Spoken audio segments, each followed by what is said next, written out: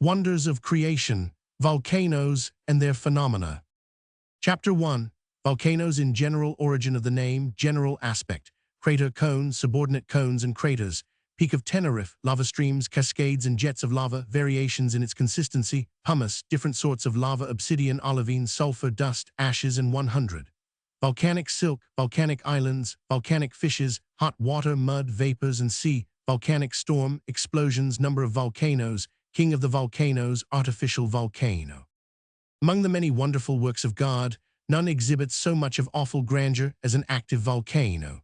This name for a burning mountain was first applied to that which exists in the island, anciently called Hira, one of the Lipari group. It is derived from the name of the heathen god Vulcan, which was originally spelt with an initial B, as appears from an ancient altar on which were inscribed the words Volcanosac. Ara. This spelling indicates the true derivation of the name, which is simply a corruption of Tubal-Cain, who was an instructor of every artificer in brass and iron, Gen 4. The ancient heathen, having deified this personage, imagined on first seeing a burning mountain that Tubal-Cain or Vulcan must have established his forge in the heart of it, and so, not unnaturally, named it Volcano, an appellation which the island of Hira retains to the present day. The Cyclops, the supposed descendants of Vulcan, who were fabled to have been of gigantic stature, and to have had each only one eye in the center of the forehead, were imagined to be the workmen who labored in these underground forges. The noises, proceeding from the heart of the mountain, were attributed to their operations. It is to the island of Hira that Virgil alludes in the Need, Lib 8. The passage is thus rendered by Dryden. Sacred to Vulcan's name, an isle there lay, betwixt Sicilia's coasts and Lipare, raised high on smoking rocks, and deep below, in hollow caves the fires of Etna glow. The Cyclops here their heavy hammers deal, loud strokes and hissings of tormented steel are heard around, the boiling waters roar, and smoky flames through fuming tunnels soar. A volcano generally presents itself to the imagination as a mountain sending forth from its summit great clouds of smoke with vast sheets of flame, and it is not unfrequently so described. The truth is, however, that a real volcano seldom emits either true smoke or true flame. What is mistaken for smoke consists merely of vast volumes of fine dust, mingled with much steam and other vapors, chiefly sulfurous. What appears like flames is simply the glare from the glowing materials which are thrown up towards the top of the mountain, this glare being reflected from the clouds of dust and steam. The most essential part of a volcano is the crater, a hollow basin, generally of a circular form. It is often of large dimensions and sometimes of vast depth. Some volcanoes consist of a crater alone, with scarcely any mountain at all, but in the majority of cases, the crater is situated on the top of a mountain, which in some instances towers to an enormous height. The part of the mountain which terminates in the principal crater is usually of a conical form, much like a glasshouse chimney, and is therefore named the cone. It is generally composed of loose ashes and cinders, with here and there masses of stone, which have been tossed into the air by the volcanic forces. In some mountains, the cone rises out of a hollow at a considerable height from the base. A hollow of this kind is generally regarded as having been a former crater, which had become extinct before the existing cone was raised. There are sometimes formed lower down the mountain's subordinate craters, smaller than that which occupies the summit of the cone. Within the crater itself, there are frequently numerous little cones, from which vapors are continually issuing, with occasional volleys of ashes and stones. One of the largest and most perfect of the volcanic cones in the world is that of the Peak of Tenerife, of which you have here a representation. It conveys a good idea of the general form of the cone and has long been a conspicuous and useful landmark to mariners.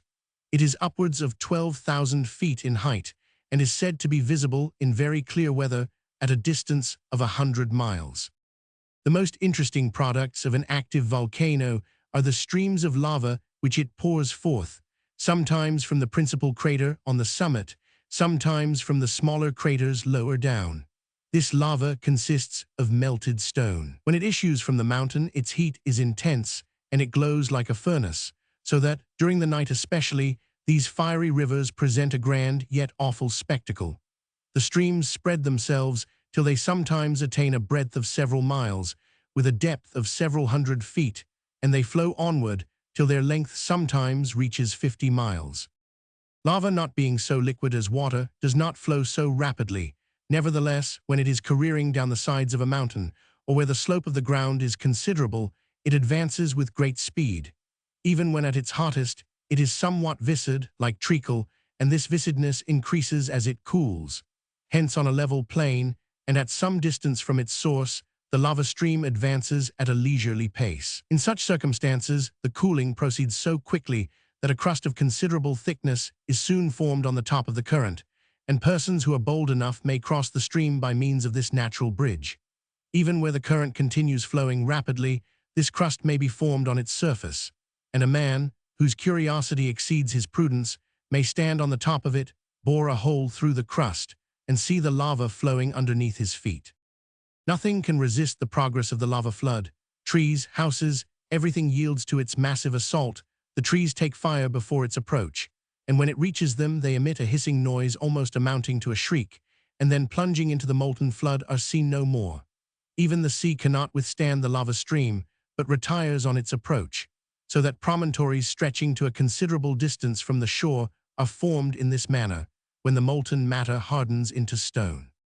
The eruptions of lava are sometimes attended by peculiarities, which impart to them much additional grandeur. Instances have occurred in which the fiery stream has plunged over a sheer precipice of immense height, so as to produce a glowing cascade, exceeding in breadth and perpendicular descent the celebrated Falls of Niagara. In other cases, the lava, instead of at once flowing down the sides of the mountain, has been first thrown up into the air as a fiery fountain several hundred feet in height. This happens when the great crater at the summit of the cone is full of liquid lava, but does not overflow. Then, on the formation of an opening in the side of the cone, a good way down, the lava issuing from it is projected upwards to nearly the same height that it occupies in the interior of the crater at the top of the cone. It is hardly possible for the fancy to picture to itself anything so magnificent as such a fountain of liquid fire must be. A simple jet of water of considerable volume, thrown into the air to the height of 100 feet, is itself a beautiful spectacle. What then must be a huge jet of glowing white lava projected to the height of several hundred feet, and with what an awful thundering sound must it come tumbling to the ground, thence to rush as a roaring torrent down the mountain's side. Lava, when congealed, differs in its consistency according as it is near the top or near the bottom of the stream. When near the top it is porous, owing to its rapid cooling. When near the bottom it is dense, owing to its slow cooling and the great pressure to which it is subjected. When the lighter superficial lava is brought suddenly into contact with water, as when a lava stream enters the sea, it becomes still lighter and more porous, forming the well-known substance called pumice, so much used for polishing. It may be regarded as the solidified froth of lava, and is so light that it floats on the surface of water. The lavas of different mountains, when cooled and hardened, differ much in their appearance and composition. Among those of Iceland is found the beautiful black volcanic glass named obsidian. It is a good deal used for ornamental purposes, for it possesses the peculiar property of presenting a different appearance according to the manner in which it is cut. When cut in one direction, it is of a beautiful jetty black. When cut across that direction, it is glistering gray. The lavas of Vesuvius are generally of a brown color and are also used in the arts.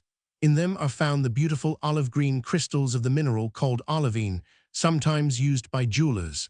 But the most useful of all volcanic productions is native sulfur, in which Mount Etna has been very prolific. It is to this mountain chiefly, therefore, that we are indebted for our beautiful fireworks, our squibs, crackers, Roman candles, serpents, Catherine wheels, and skyrockets. Would it had produced nothing more harmful than these?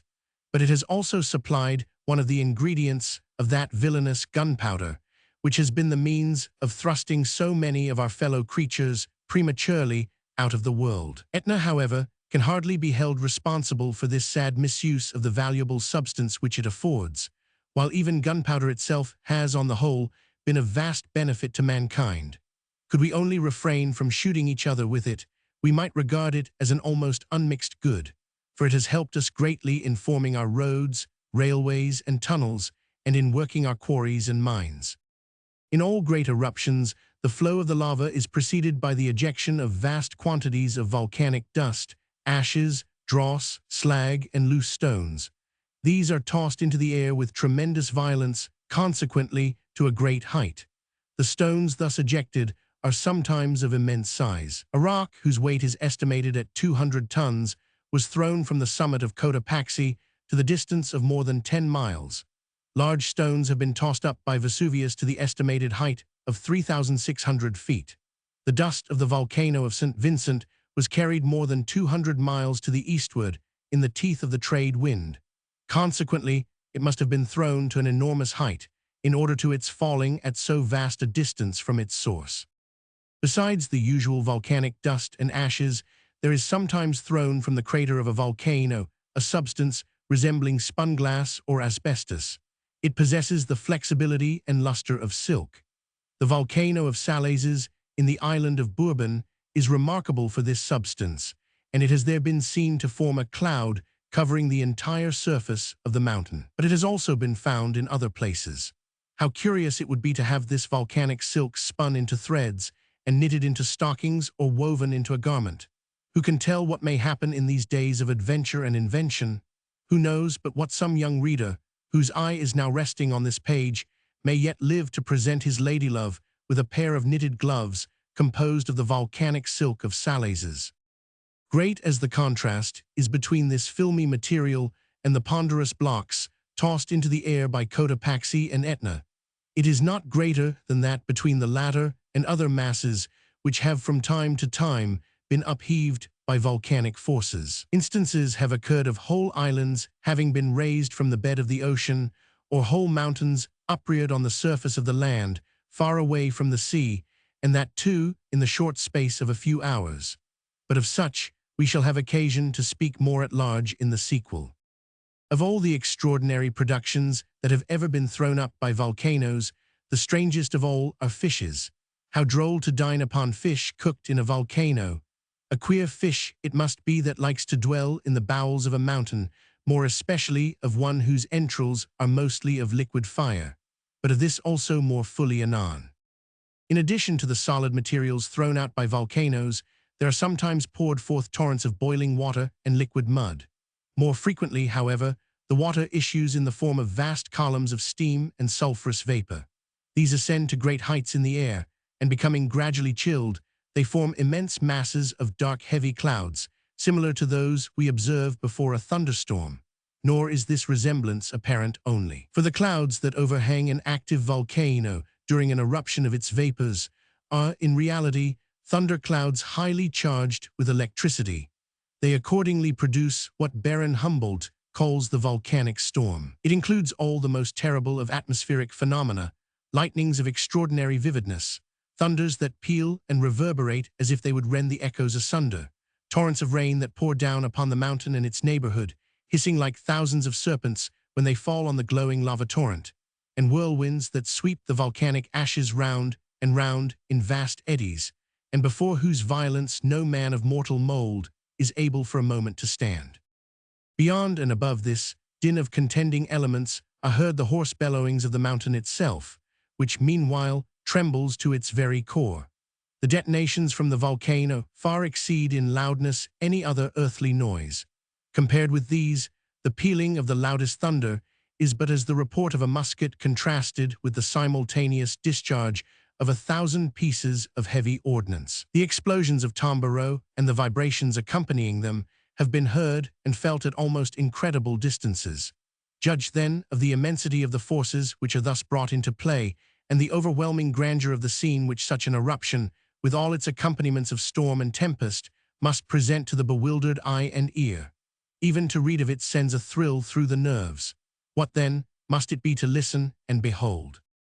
So far do we dwell from the nearest volcanoes, and so little are we familiar with the names, except of a few, that not many persons are aware of the large number of burning mountains on the face of our globe. The total number, however, of those which are known to have been active within historic times is fully 200. Of these, The most familiar to us for its classic fame and its restless activity is Mount Vesuvius, which stands alone in its grandeur on the continent of Europe. The most violent in its activity is Tambarao in the island of Sumbawa. The highest is Cotopaxi in the range of the Andes, which rises far into the region of perpetual snow.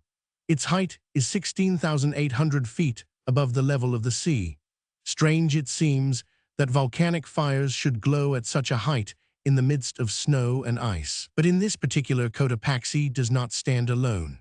The peak of Tenerife, Mount Etna, and several others also rise above the snowline, while the burning mountains of Iceland, Greenland, and Kamchatka, with those which rear their heads in the frozen regions near the South Pole, are for the most part enveloped in ice and snow from head to foot. Before proceeding to describe to you some of the more interesting of the individual volcanoes and volcanic groups, it may be well to let you into a secret worth knowing. You would doubtless like to have a volcano all to yourself. Here is the receipt. Buy several pounds of clean iron filings and a somewhat larger quantity of the flowers of sulfur. Mix the two together and knead them well with water into a stiffish paste. Then wrap this pudding in a cloth and put another cloth about it, which has been smeared with common or coal tar. Dig a hole in some quiet corner of your garden, pop your dumpling into it, and cover it well up with earth, treading it down firmly with your feet. Not many hours will elapse before you will see the ground swell like a molehill, an eruption will ensue, and you will be the happy possessor of a stromboli of your own. Chapter 2. Volcanoes of Iceland, Mount Hekla, earliest eruption great. Eruption in 1845, Skaptur Jökull, terrible eruption in 1783, rise. And disappearance of Nio, Katlugaya, the geysers, a very hot bath. Californian geysers, Icelandspar, Jan Mayen. We shall begin with the volcanoes of Iceland, of which the most interesting and active is Mount Hekla. The annexed woodcut will give you an idea of its appearance. You will observe the column of volcanic vapor ascending from the snow-clad summit of the cone, and how dreary and desolate is the aspect of the country at its base. The earliest recorded eruption of Mount Hekla took place in the 9th century of the Christian era, but probably there had been many before that date. Since then there have been between 20 and 30 considerable eruptions of this mountain, and it has sometimes remained in a state of activity for upwards of 6 years with little intermission. It took a long rest, however, of more than 60 years' duration, prior to the year 1845, when it again burst forth. After a violent storm on the night of the 2nd of September in that year, the surface of the ground in the Orkney Islands was found strewn with volcanic dust. There was thus conveyed to the inhabitants of Great Britain an intimation that Hekla had been again at work. Accordingly, tidings soon after arrived of a great eruption of the mountain.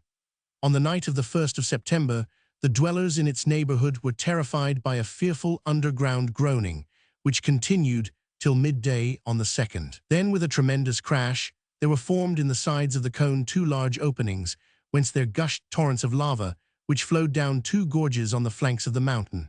The whole summit was enveloped in clouds of vapor and volcanic dust. The neighboring rivers became so hot as to kill the fish, and the sheep fled in terror from the adjoining heaths, some being burnt before they could escape.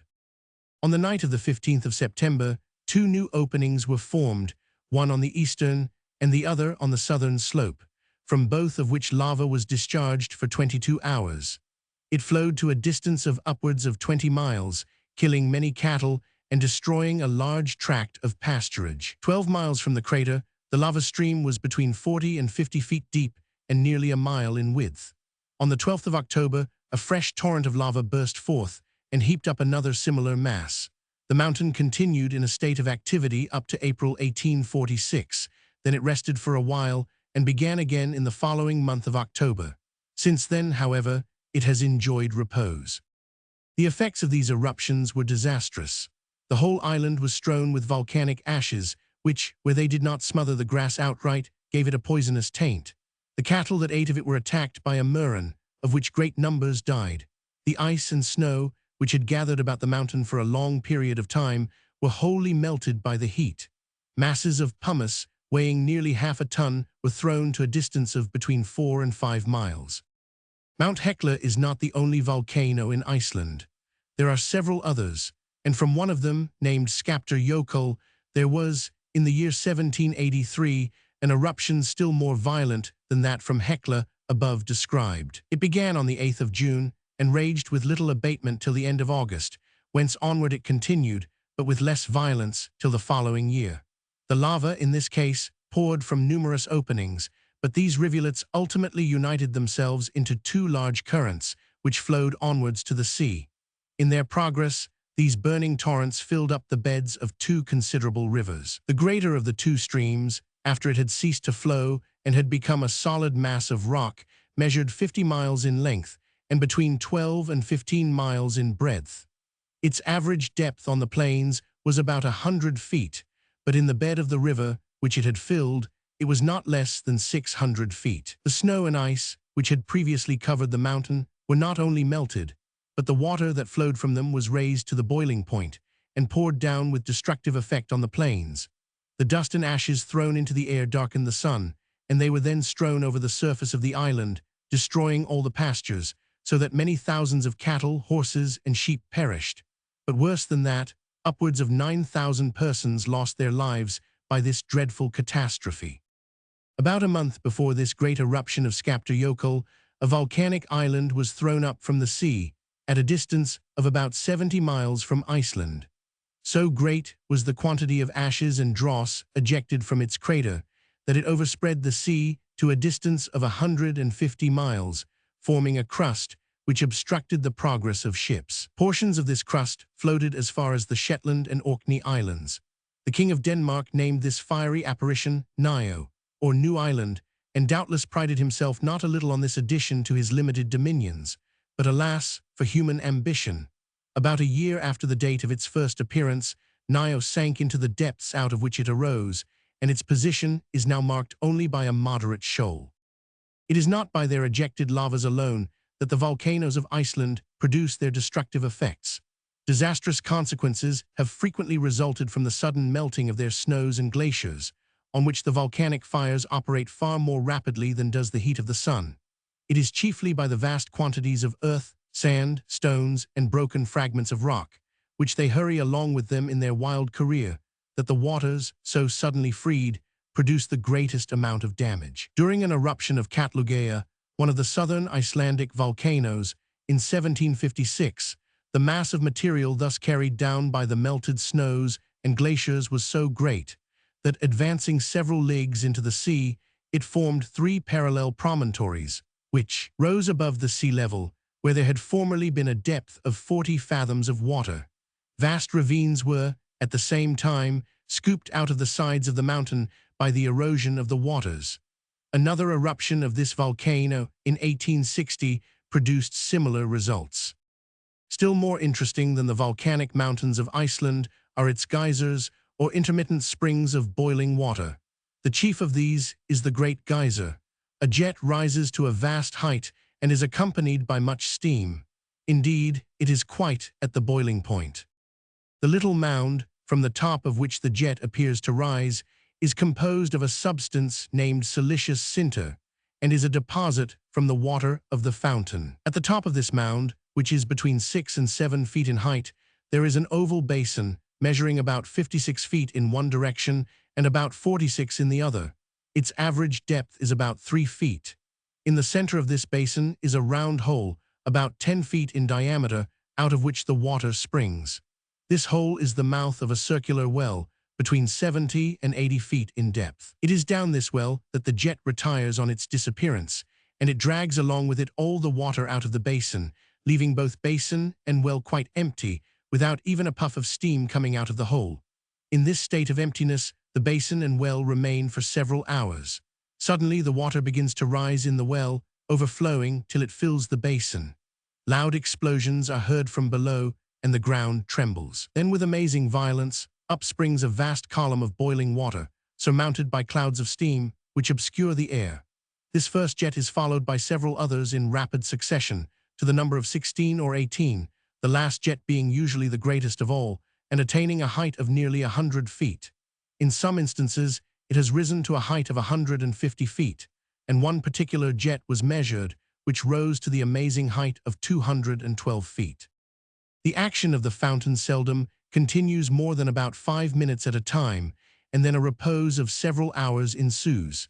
If left to itself, the periods of the fountain's activity, though not quite regular, generally recur at intervals of 6 or 7 hours. But they may be hastened by throwing big stones down the well.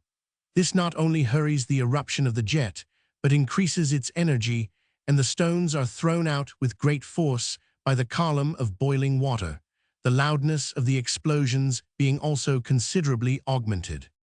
There are several other geysers in the island besides this big one. Their jets are smaller, but to compensate this deficiency, they are more frequent in their ascent, so that travelers who are too impatient to await the eruptions of the great geyser content themselves with visiting the little ones. Would it not be very convenient to live near a geyser?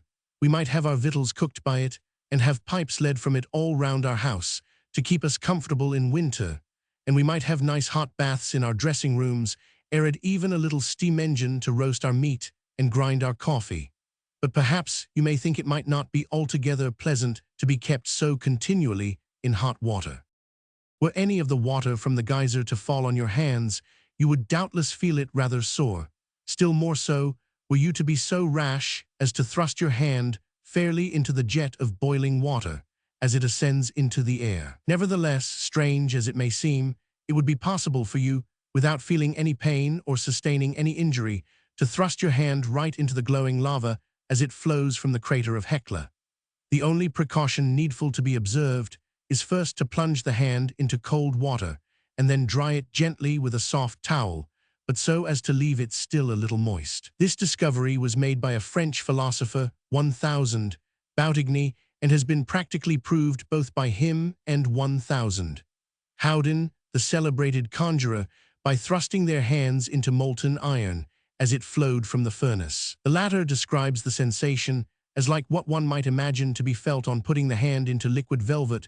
The reason why this experiment proves so harmless is that between the skin and the glowing substance there is formed a film of vapor, which acts as a complete protection. It is this elastic cushion of vapor which imparts that feeling of softness described by 1000.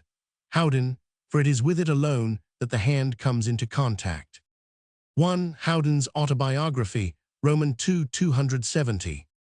Geysers have been recently discovered in California, but the jets do not rise higher than 20 or 30 feet. They are, however, very numerous, there being upwards of 100 openings within a space of half a mile square. The vapor from the whole group rises to upwards of 150 feet into the air. The boiling water issues from conical mounds with great noise. The whole ground around them is a mere crust, and when it is penetrated, the boiling water is seen underneath. The Californian geysers, however, are impregnated, not with silica, like those of Iceland, but with sulfur, of which they form large deposits. The sulfurous vapors from the water corrode the rocks near the fountains. Nevertheless, trees grow, without injury to their health, at a distance from them of not more than 50 feet. Besides obsidian, already mentioned as a product of its volcanoes, Iceland is famed for another mineral of great scientific value. It is that fine variety of carbonate of lime named Icelandspar. Transparent and colorless like glass, this mineral possesses the property of double refraction, any small object viewed through it in a particular direction appearing double. It is much used for optical purposes, especially for obtaining polarized light. There is another volcano lying far to the northward of Iceland. It is in the island of Jan Mayen, off the coast of Greenland, and has on its summit a vast crater 2,000 feet in diameter and 500 in depth. Chapter 3. Mount Vesuvius, Origin of Name, Former Condition, Eruption of a D79, Death of Pliny, Destruction of Pompeii and Herculaneum, Appearance of the mountain before and after eruption, Formation of Monte Nuovo, Eruption of boiling water, Colored vapors, Cascade of lava, Discovery of remains of Herculaneum and Pompeii, The buildings of Pompeii, Street of tombs, Skeletons, Sundry shops, Ascents of Vesuvius, Crater, Temple of Serapis. Mount Vesuvius is the only active volcano on the continent of Europe, and it is highly interesting both from its historical associations and the frequency of its eruptions. It is situated on the coast of the Bay of Naples, about 6 miles to the eastward of the city and at a short distance from the shore. It forms a conspicuous feature in the beautiful landscape presented by that bay when viewed from the sea, with the city in the foreground. Mount Vesuvius was in ancient times held sacred to the deified hero Hercules, and the town of Herculaneum, built at its base, was named after him. So also, it is said, was the mountain itself, though in a more roundabout way. Hercules, as you will doubtless learn, was fain to have been the son of the heathen gods Zeus and Alcmena, a Theban lady. Now one of the appellations of Zeus was, which was applied to him as being the god of rains and dews, the wet divinity. Thus Hercules was the son of Ves. How this name should have become corrupted into Vesuvius, you can be at no loss to perceive. Vesuvius was not always a volcano. It was for many ages a very peaceable and well-behaved mountain. Ancient writers describe it as having been covered with gardens and vineyards, except at the top, which was craggy. Within a large circle of nearly perpendicular cliffs was a flat space sufficient for the encampment of an army.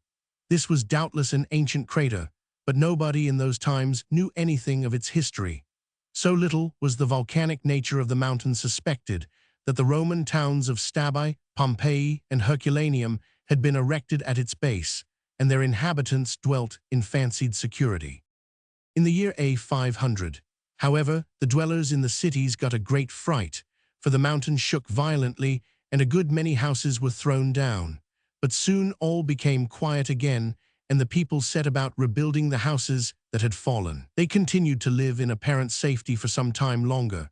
They danced, they sung, they feasted, they married, and were altogether as merry a set of citizens as any in southern Italy.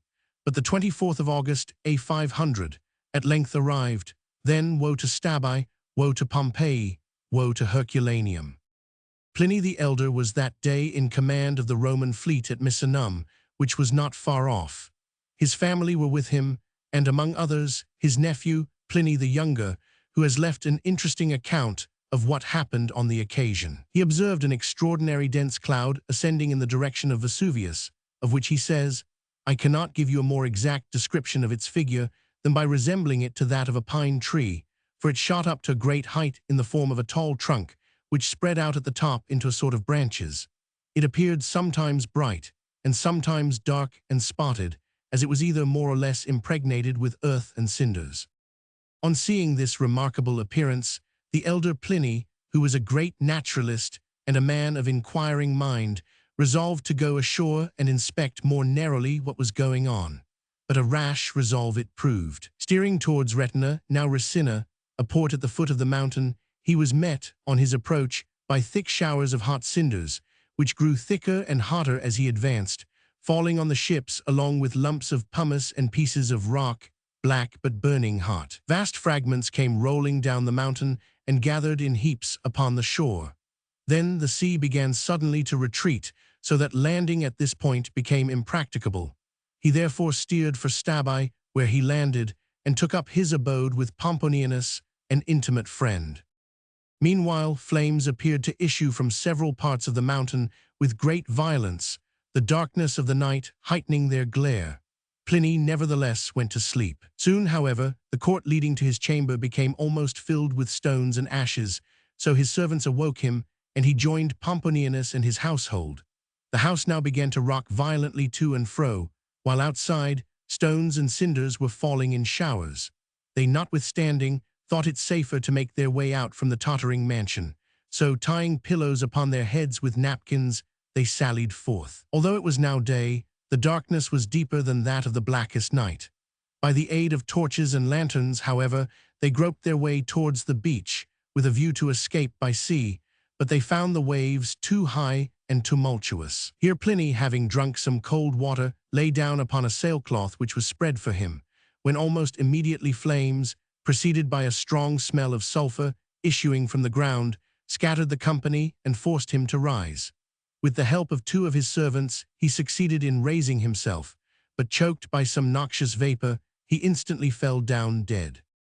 Nor was he alone in his death, for although many of the inhabitants of the devoted cities were able to effect their escape, yet so suddenly did the overwhelming shower of ashes, cinders, and stones fall upon them that not a few of them perished in their dwellings or their streets. As for the cities themselves, they were utterly buried completely out of sight, and like other things that are long out of sight, they soon became also buried out of mind. For many centuries, they remained entirely forgotten. You will doubtless like to know how Vesuvius looked after doing so much mischief. Here is a picture showing what like it was immediately before the eruption, and one showing its appearance soon after the event. On comparing the two, you will observe the mountain had undergone a great change. It was no longer flat on the top, but had formed for itself a large cone, from the summit of which dense vapors ascended. This cone was composed entirely of the ashes, cinders, and loose stones thrown up during the eruption. It had become separated by a deep ravine from the remainder of the former summit, which afterwards came to be distinguished by the name Monte Sama. The whole of the forests, vineyards, and other luxuriant vegetation, which had covered that portion of the sides of Vesuvius where the eruption took place, were destroyed. Nothing could be more striking than the contrast between the beautiful appearance of the mountain before this catastrophe and its desolate aspect after the sad event. This remarkable contrast forms the subject of one of Marshall's epigrams, Lib 4, Ep. 44. It is thus rendered by Mr. Addison.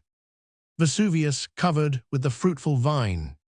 Here flourished once, and ran with floods of wine. Here Bacchus oft to the cool shades retired, and his own native Nyssa less admired. Oft to the mountain's airy tops advanced. The frisking satyrs on the summit danced. Alcides won here Venus graced the shore, nor loved her favorite Lacedaemon more. Now piles of ashes, spreading all around, in undistinguished heaps deform the ground. The gods themselves the ruined seats bemoan, and blame the mischiefs that themselves have done. 1 Hercules. Since the eruption of A500, Vesuvius has had many fits of activity with intervals of rest. In A500, it threw out so great a quantity of ashes that they overspread all Europe and filled even Constantinople with alarm. In A500 occurred the first eruption in which there was any ejection of lava. This eruption was followed by 5 others, the last of which occurred in 1500. To these succeeded a long rest of about 130 years, during which the mountain had again become covered with gardens and vineyards as of old. Even the inside of the crater had become clothed with shrubbery. In this interval, however, there was an extraordinary eruption, not of Vesuvius itself, but at no great distance from it, in the Bay of Bai, on the opposite shore of the Bay of Naples. The whole of this neighborhood is a volcanic country, and was anciently named the Phlegron Fields. It contains a crater in a state of subdued activity, called the Solfatara, an extinct volcano having a large crater called Monte Barbaro, and Lake Avernus, also supposed to be an extinct volcanic crater. Between Monte Barbaro and the sea, there was formerly a fiat piece of ground bordering on the Lucrine Lake, which is separated from the Bay of Bai by a narrow strip of shingle. On the 29th of September 1538, the flat piece of ground above mentioned became the scene of a great eruption, which resulted in the throwing up of a new elevation to the height of 413 feet, and with a circumference of 8,000 feet. It received the name of Monte Nuovo, and is now covered with a luxuriant vegetation. In 1631, there was another dreadful eruption of Mount Vesuvius, which covered with lava most of the villages at the foot of the mountain. To add to the calamity, torrents of boiling water were, on this occasion, thrown out by the volcano, producing awful destruction. There have been since that time numerous eruptions, which it would be tedious to mention in detail, but 2 of them are worthy of notice. During an eruption in February 1848, a column of vapors arose from the crater about 40 feet high, presenting a variety of colors, and a short time afterwards there arose 10 circles, which were black, white, and green, and which ultimately assumed the form of a cone. A similar appearance had been observed in 1820. More recently, in May 1855, a great stream of glowing lava, about 200 feet in breadth, flowed towards a vast ravine nearly 1,000 feet in depth. The first descent into this chasm is a sheer precipice, over which the lava dashed heavily, forming a magnificent cascade of liquid fire. Of the buried cities of Herculaneum and Pompeii, no traces were discovered till the year 1713, when some laborers, in digging a well, came upon the remains of Herculaneum about 24 feet underground.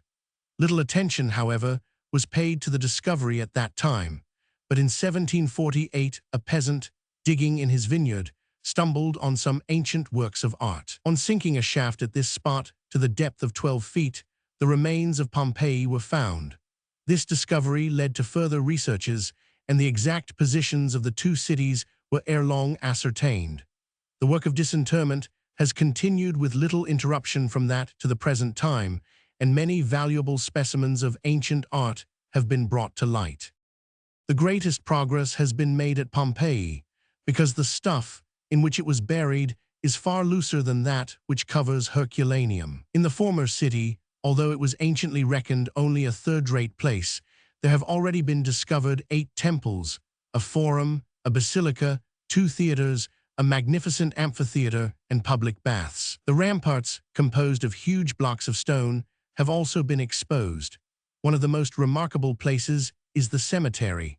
It consists of a broad path covered with pavement and bordered on either side with stately monuments placed over the tombs of the wealthy citizens of the place, and in which whole families have been interred. The houses were found filled with elegant furniture, the walls of the apartments adorned with beautiful paintings. Numerous statues, vases, lamps, and other elegant works of art have been recovered. Many skeletons have also been found, in the exact positions in which the living men were caught by the deadly shower of suffocating ashes. The excavators came upon the skeleton of a miser who had been attempting to escape from his house, and whose bony fingers were still clutching the purse which contained the treasure he loved. There were also found in the barracks at Pompeii the skeletons of 2 soldiers chained to the stocks, and the writings scribbled by the soldiers on the walls are still quite legible. In the vaults of a villa in the suburbs were discovered the skeletons of 17 persons who had probably sought refuge there and been entombed. The stuff in which they were embedded had been originally soft, but had become hardened through time. In this substance was found a cavity containing the skeleton of a female with an infant in her arms. Although nothing but the bones remained, the cavity contained a perfect cast of the woman's figure, thus showing that she must have been embedded in the substance while alive.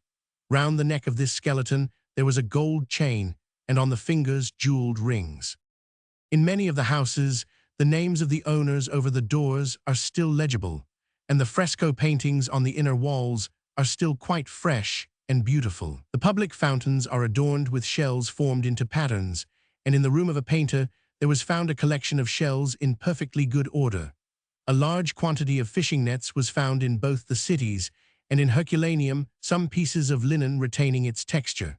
There also was discovered a fruiterer's shop, with vessels full of almonds, chestnuts, carobs, and walnuts. In another shop stood a glass vessel containing moist olives, and a jar with caviar, the preserved roe of the sturgeon. In the shop of an apothecary stood a box that had contained pills, now reduced to powder, which had been prepared for a patient destined never to swallow them, a happy circumstance for him if he eventually escaped from the city. Very recently, there has been laid open a baker's shop, with the loaves of bread on the shelves, all ready for his customers, but doomed never to be eaten. These loaves are of the same form as those still made in that country, and on being analyzed, were found to consist of the same ingredients as modern bread. Mount Vesuvius rises rather abruptly from the plain on which it stands. The circuit of the base is about 12 miles, and the height of the summit, above the level of the sea, about 3,000 feet. This latter measurement, however, alters from time to time, owing to the variable height of the cone. Its moderate elevation, and the ease with which it may be approached, have induced many travelers to ascend the mountain, and not a few have recorded their experiences. So frequent are the eruptions of the volcano, however, and so much do they change the aspect of the crater, that any description remains correct for only a limited time. Within the last 100 years, the crater has been 5 times wholly altered, in consequence of its interior having been completely blown out, and its walls having crumbled down. When Sir William Hamilton ascended the mountain in 1756, it had no less than 3 craters and cones, one within another. The outermost was a very wide-mouthed cone. Within it rose centrically another, smaller in size and narrower in the mouth, and within that again was the third and highest, having a smaller base and still narrower opening at the top, whence the greatest volume of vapor ascended. In 1767, this innermost cone merged in the second, which was greatly enlarged, and by a subsequent eruption, the interval between the first and second was obliterated, so that only a single cone remained. In 1822, the whole interior of the cone was blown out, and its walls crumbled down, so as to lower the height of the mountain several hundred feet. But within the vast gulf, nearly a mile in diameter, which was thus left yawning open, there soon began to be formed a new cone, which showed itself ere long above the jagged edge of the crater.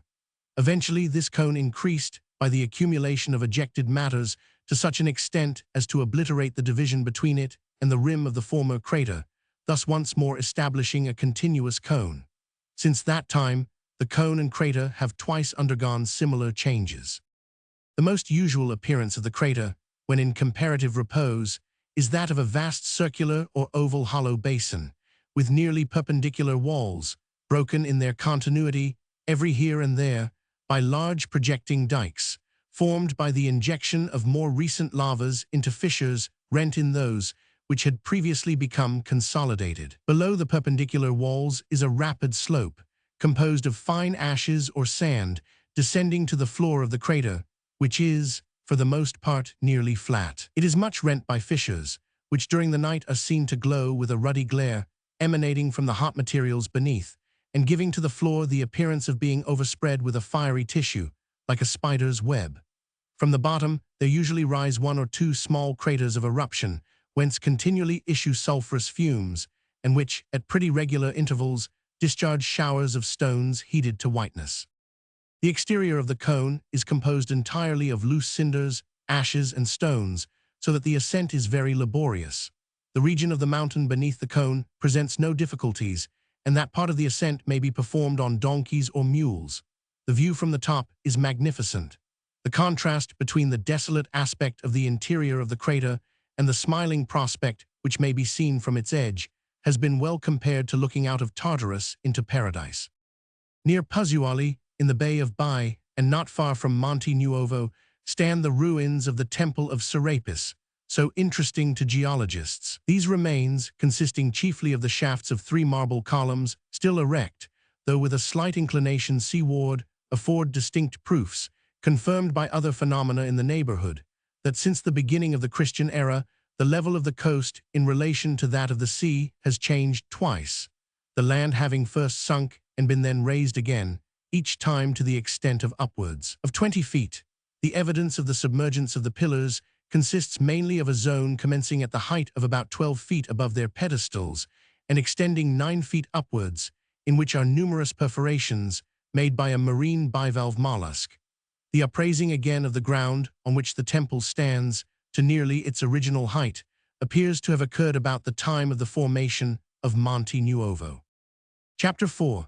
Mount Etna, its appearance and height. Ancient eruptions. Pindar's illusion, Virgil's description, subordinate cones and craters, caverns. Val del Bove, formation of Monte Rossi, eruption of 1852, whirlwinds, lava torrents, cascades of lava, description of crater Empedocles, Enceladus craters of 1865, Cyclopean Isles, Homer's legend. Volcanic origin, other basaltic groups.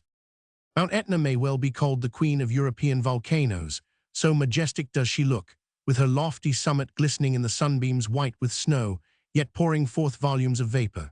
This mountain, as you will observe from the annexed woodcut, is altogether more massive in its appearance than Vesuvius. It is about 3 times higher, rising to nearly 11,000 feet above the level of the sea, and it has a circuit of about 87 miles at its base. Etna has been a volcano from time immemorial, but of its more ancient eruptions, only vague traditions have survived. The Greek poet Pindar is the earliest writer who makes mention of its activity. He refers to it in his first Pythian ode, Strophe B. 1-1. The passage is thus rendered by Carey. From whose caverned depths aspire, in purest folds upbreathing, tossed, fountains of approachless fire, by day a flood of smouldering smoke. With sullen gleam the torrents pour. The ode in which this allusion occurs is said to have been written about B100, and the eruption to which it refers probably took place shortly before that date. Virgil also describes the mountain very forcibly in the Need, Lib 3. Dryden renders the passage thus: "The port capacious, and secure from wind, is to the foot of thundering Etna joined. By turns a pitchy cloud she rolls on high. By turns hot embers from her entrails fly, and flakes of mounting flames that lick the sky. Oft from her bowels massy rocks are thrown, and shivered by the force come piecemeal down. Oft liquid lakes of burning sulphur flow, fed from the fiery springs that boil below. Since the one to which Pindar alludes, there have been recorded about 60 eruptions, but in the present century, Etna has been less frequently active than Vesuvius. Owing to the great height of Mount Etna, the lava seldom rises so far as to flow from the summit. It more frequently bursts forth from the flanks of the mountain, and in this manner there have been formed numerous smaller cones, of which several have craters of their own. Hence Etna is rather a group of volcanoes than a single cone, but all these subordinate volcanic hills cluster round the flanks of the great central summit. Etna may thus be regarded as a fertile mother of mountains, with all her children around her. Some of these hills, her offspring, are covered with forests and rich vegetation, such having enjoyed a lasting repose.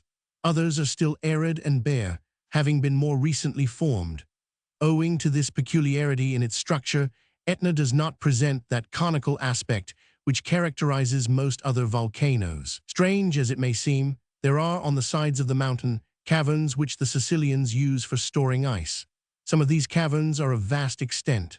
One called Fossa della Palomba measures, at its entrance, 625 feet in circumference and has a depth of about 78 feet. This great cavity, however, forms merely the vestibule to a series of others, which are perfectly dark. Another striking feature of Mount Etna is the Val del Bove. It is a deep valley, presenting, when viewed from above, somewhat of the appearance of an amphitheater. It stretches from near the summit down to the upper limit of the wooded region of the mountain, and has a remarkably desolate aspect, presenting a vast expanse of bare and rugged lava. Of the numerous eruptions of Etna, one of the most memorable was that of 1669, when on the flank of the mountain above Nicolosi, about halfway between Catania and the top of the great crater, there was formed an immense rent, about 12 miles long, from which a vast torrent of lava descended. After flowing for several miles and destroying a part of Catania in its course, it entered the sea and formed a small promontory, which has since proved very useful as a breakwater. But besides this stream, there were at the same time thrown up such immense quantities of ashes, cinders, stones, and other matters, that they formed two conical hills, more than 300 feet in height, above the slope of the mountain from which they rose, and measuring nearly 2 miles in circumference at their base. These hills were named Monti Rossi.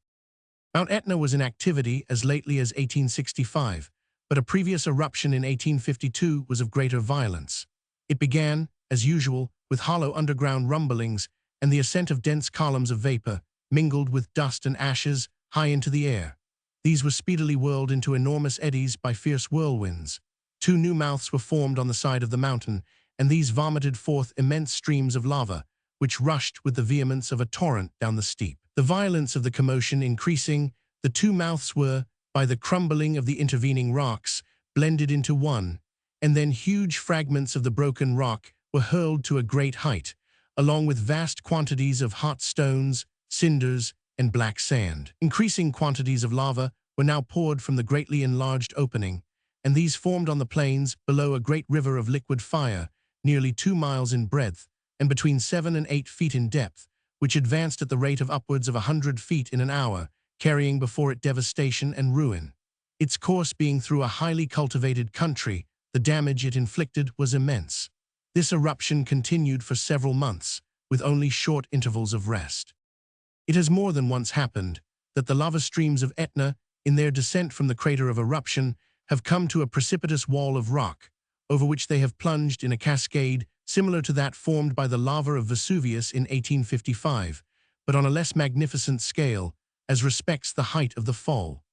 One of these occasions was during the eruption of 1771 and another during that of 1819. The principal cone of Mount Etna was ascended in 1834 by Messrs. Elie de Beaumont and Leopold von Buch. The former describes what they saw in the following terms. It was to us a moment of surprise difficult to describe, when we found ourselves unexpectedly on the margin, not indeed of the great crater, but of an almost circular gulf, nearly 300 feet in diameter, which does not touch the great crater save at a small part of its circumference. We peered eagerly into this nearly cylindrical funnel, but vain was our search into the secret of its volcanic action. From the almost horizontal tops of the nearly vertical steeps, nothing can be descried but the upper cone. On trying to reckon those one below another, vision becomes gradually lost in the perfect darkness beneath. No sound issues from this darkness. There are only exhaled, slightly sulphurous white vapors, chiefly steam. The dismal aspect of this black and silent gulf, in which our view was lost, its dark moist sides, along which crept, in a languid and monotonous manner, long flakes of vapor of a somber gray. The great crater to which this narrow gulf is attached, with its confused heap of diverse substances, colored yellow, gray, red, like the image of chaos, all presented around us an aspect quite funereal and sepulchral. The French geologist, in having escaped from his visit to the crater with nothing worse than a fit of the vapors, came off better than Empedocles, the Sicilian philosopher in the days of old. For as the story goes, this inquisitive sage, being very anxious to have a peep into the crater, and venturing too near, toppled in altogether, and nothing more was seen of him, except one of his sandals, which was vomited up by the volcano, thus conveying to his friends an intimation of the manner of his death. Some incredulous persons allege that this story has no better foundation than the fable of the poets, that the giant Enceladus, son of Titan and Terra, having offended Jupiter, the infuriated god first felled him with a thunderbolt, and then put Mount Etna as a sort of extinguisher on the top of him, his restlessness underneath fully accounting for all the commotions of the mountain. Soon after the eruption, which took place towards the end of January 1865, the craters then opened were visited by 1,000. Fouque, a French geologist. At the time of his visit, 10th March, they were 7 in number, and he thus describes their modes of action. The 3 upper craters produced 2 or 3 times a minute powerful detonations like thunderclaps. The lower craters, on the contrary, incessantly gave forth a succession of reports too rapid to be reckoned. These sounds, although unremitting, were clear and distinct, the one from the other. I can find no better comparison for them than the strokes of a hammer falling on an anvil. Had the ancients heard a similar noise, I can readily conceive whence arose the idea of their imagining a forge in the center of Etna, with the Cyclops for workmen. Off the eastern coast of Sicily, and not far from Mount Etna, lie the Cyclopean Isles, of one of which the annexed woodcut gives a representation. You will observe what a singular appearance it presents, with its rows of basaltic columns piled one above another. The other isle is close by, and there is an ancient tradition that they at one time formed part of the mainland of Sicily. Homer has a curious story about the manner in which they became detached.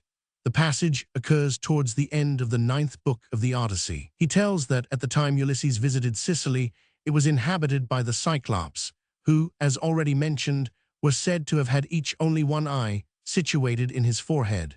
Their king's name was Polyphemus, a huge giant who beguiled Ulysses and a portion of his crew into a cave, where he killed some of the crew and devoured them for his supper. Ulysses, fearing his turn might come next, persuaded Polyphemus to taste some strong wine he had with him, and filled him so tipsy that he fell fast asleep. While he was in this state, Ulysses burnt out his one eye with a red-hot iron. The giant awoke in agony, but Ulysses contrived to escape from his clutches, and after getting into his ship, began taunting and jeering the monster. Thereupon Homer says, "These words the Cyclops' burning rage provoke. From the tall hill he rends a pointed rock. High o'er the billows flew the massy load, and near the ship came thundering on the flood. It almost brushed the helm and fell before. The whole sea shook, and refluent beat the shore." Pope's translation. The huge missile having thus missed its mark, Ulysses, with great impudence, renewed his jeers, taunting the giant, and telling him who it was that had poked out his eye. Whereupon Polyphemus invokes the vengeance of Neptune upon him, and a larger rock then heaving from the plain. He whirled it round, it rung across the main. It fell and brushed the stern, the billows roar. Shake at the weight, and refluent beat the shore. Pope's translation. The rocks of which the Cyclopean Isles are composed are entirely of volcanic origin, and it is far from improbable that they may have at one time been attached to Sicily and severed from it by some great volcanic convulsion. A careful examination of these large piles of basaltic columns led Dr. Daubeny to the conclusion that the lavas from which they have been formed were consolidated under great pressure, and probably at the bottom of the sea, whence they have been afterwards upheaved. He also concludes, from certain appearances, that the two islands were at one time united.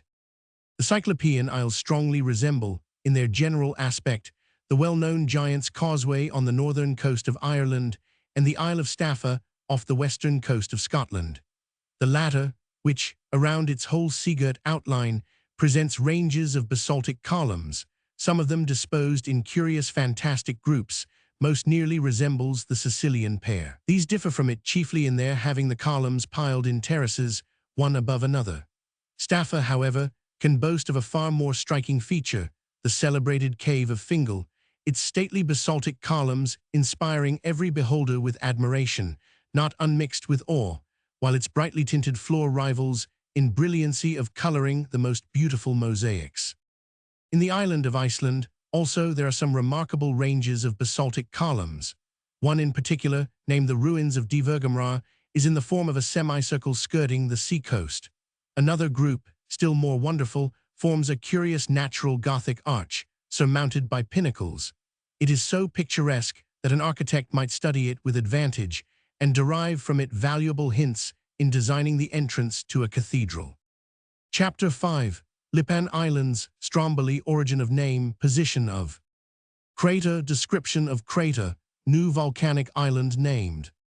Julia, phenomena preceding its elevation, description of island. And crater, its disappearance, rise of islands at Santorin. The Lipari Islands are all of volcanic origin, the most interesting among them, for the length of time it has been in action and the constancy of its activity, is Stromboli. This name is a corruption of the ancient Greek name which was given to it because of its round, swelling form. This is a very fussy little volcano, for it keeps perpetually puffing, growling, and fuming. It throws out columns of steam, and at intervals stones, cinders, and ashes, which are for the most part drifted by the wind into the sea. This restless volcano has been in almost uninterrupted activity since at least the 3rd century before the Christian era, however much further back. Several enterprising travelers have ascended to the crater of Stromboli. It was examined with great care in 1828 by 1000. Hoffmann, a celebrated Prussian geologist, who, while being held fast by his companions, leant over the crag immediately above the crater and looked right down into one of its active mouths. He thus describes what he saw. 3 active mouths were seen at the bottom of the crater. The principal one, in the middle, was about 200 feet in diameter. It shows nothing remarkable, only fuming slightly, and numerous yellow incrustations of sulfur coat the walls of its chimney. Close by this mouth is another, somewhat nearer the precipice, only 20 feet wide, in which I could observe the play of the column of liquid lava, which at intervals poised itself at a level. This lava did not look like a burning mass vomiting flames, but as glossy as molten metal, like iron issuing from the smelting furnace, or silver at the bottom of a crucible. This melted mass rose and fell, evidently urged by the powerful tension of elastic vapors pressing it upwards from beneath. And it was easy to perceive the balance of effect between the weight of the molten masses and the pressure of the steam which resisted them. The surface rose and fell rhythmically. There was heard a peculiar sound, like the crackling of air from bellows entering the door of a furnace. A bubble of white vapor issued at each crack, raising the lava, which fell down again immediately after its escape. These bubbles of vapor dragged to the surface of the lava red-hot cinders, which danced as if tossed by invisible hands in rhythmic sport above the brink of the opening. This play, so regular and attractive, was interrupted every quarter of an hour or so by more tumultuous movements. The mass of whirling vapor then rested motionless for a moment, even making a jerking motion of return, as if inhaled by the crater, from the bottom of which the lava rose more strongly as if to encounter it. Then the ground trembles, and the walls of the crater starting bend. It was quite an earthquake. The mouth of the crater uttered a loud rolling bellow, which was followed by an immense bubble of vapor bursting at the surface of the lava with a loud thundering report. The whole surface of the lava, reduced to glowing splinters, was then tossed into the air. The heat struck our faces forcibly, while a flaming sheaf rose right into the air and fell back in a shower of fire all around. Some bombs ascended to a height of about 1,200 feet, and in passing over our heads, described parabolas of fire. Immediately after such an eruption, the lava withdrew to the bottom of the chimney, which then yawned black and gaping. But ere long, there was seen reascending the shining mirror of the surface of lava, which then recommenced the rhythmic play of its ordinary, less violent bubblings. What an agreeable visit this must have been. Don't you think, between ourselves, that the German philosopher must, on this occasion, have greatly resembled an Irishman in love, seeing he was so eager to reach the mouth of the crater? Before passing on to the description of other existing volcanoes, it may entertain you to hear something about Julia. This interesting crater had a short and troubled existence. She was not born like others of her name, but rose suddenly and majestically out of the sea, as the poets feign that Venus did of old. She did not, however, keep her head long above water, but after raging and fuming for about a couple of months, she plunged again under the waves. This happened in the year 1831. On page 57 is a picture showing you how she looked in August of that year, about a month after she made her appearance. You see what a fury of a crater she must have been. It was a French philosopher, Constant Prevost, who christened her Julia, but it is hard to divine what prompted him to act so ungallantly. Perhaps, at the moment, he may have had in his eye some Julia of his acquaintance, with very red hair and a very fiery temper. This volcanic island rose out of the Mediterranean, about midway between the island of Pantelleria and the village of Sciacca on the southern coast of Sicily. From about the 28th of June to the 2nd of July, 1831, the inhabitants of Sciacca felt several slight shocks, which they imagined to have proceeded from Etna.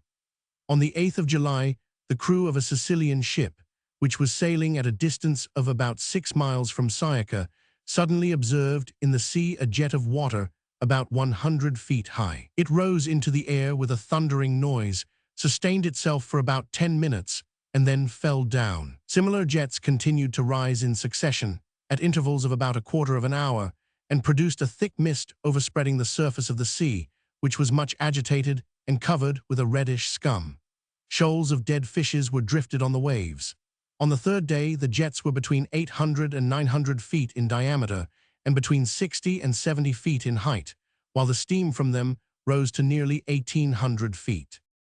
On the 12th of July, the inhabitants of Sciacca had their nostrils assailed by a strong smell of sulfur, and beheld the surface of the sea covered with black porous cinders, which, being drifted ashore, formed a bed of some thickness on the beach. So great was the drift of volcanic ashes that boats could hardly struggle through the water, and multitudes of dead fishes floated on its surface. Next morning, they saw rising out of the sea a column of dark vapor, which, however, towards night became lurid red. From time to time, during both the day and night, they heard loud reports and saw bright sparks of fire through the dusky vapor. On the 18th of July, the captain of the Sicilian ship discovered that an island had arisen out of the sea at the spot whence the appearances before described had proceeded.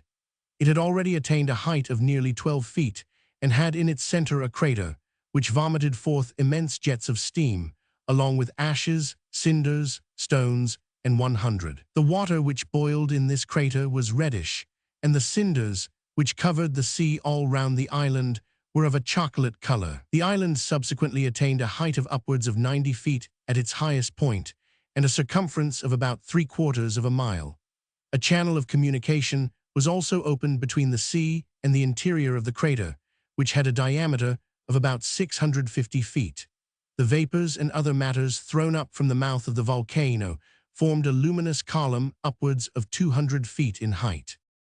On the 29th of September, it was visited by the French gentleman who gave it the name of Julia, and it then presented the appearance which we have sketched. He landed with a party and proceeded to examine the crater, in which he found a circular basin filled with reddish water, almost boiling hot and fresh. This basin was nearly 200 feet in diameter. There rose from the water bubbles of gas, which made it appear as if it were boiling.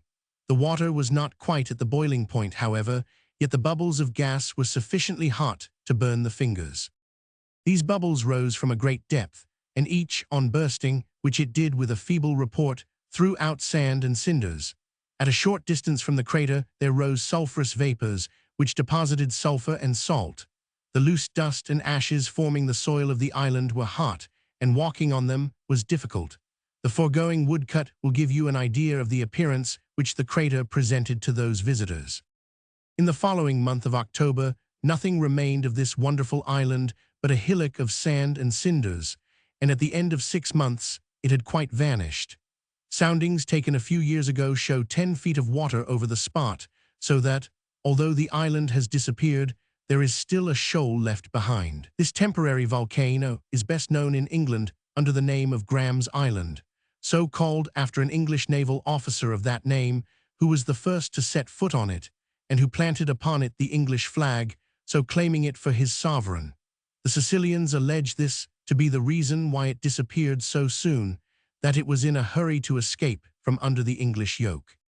Similar phenomena have been taking place during the past year, 1866, in the Bay of Santorin, situated in the island of that name, which lies to the northward of Crete. There are several islands in the bay, all apparently of volcanic origin, and one of them was thrown up about 3 centuries before the beginning of the Christian era.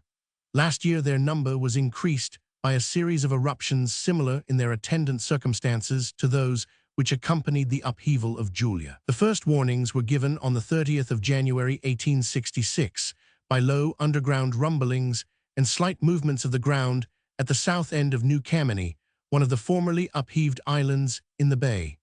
Next day these phenomena increased in violence, and quantities of gas bubbled up from the sea. On the 1st of February, reddish flames ascended from the water, and on the 2nd there rose, out of the harbor of Volcano, an island, which was christened George. The volcanic agitation was prolonged during February and March, the upheaval of other 2 islands being the result. Whether these additional islands will continue permanently above water remains to be seen. Chapter 6, Peak of Tenerife, its crater, eruption of Chahora Palma Great. Caldera, Lanzarote, Great Eruption, Sudden Death, Fuego, Cape de Verde Islands, Cotopaxi, its appearance, Great Eruptive. Force, Tunguragua, Great Eruption of Mud and Water, Fish Thrown. Outquid, its overthrow, Pichincha, Humboldt's ascent, Nero. Escape, Antisana, Sangay, Rancagua, Chilan, Masya. The island of Tenerife is celebrated for its magnificent snow-clad peak.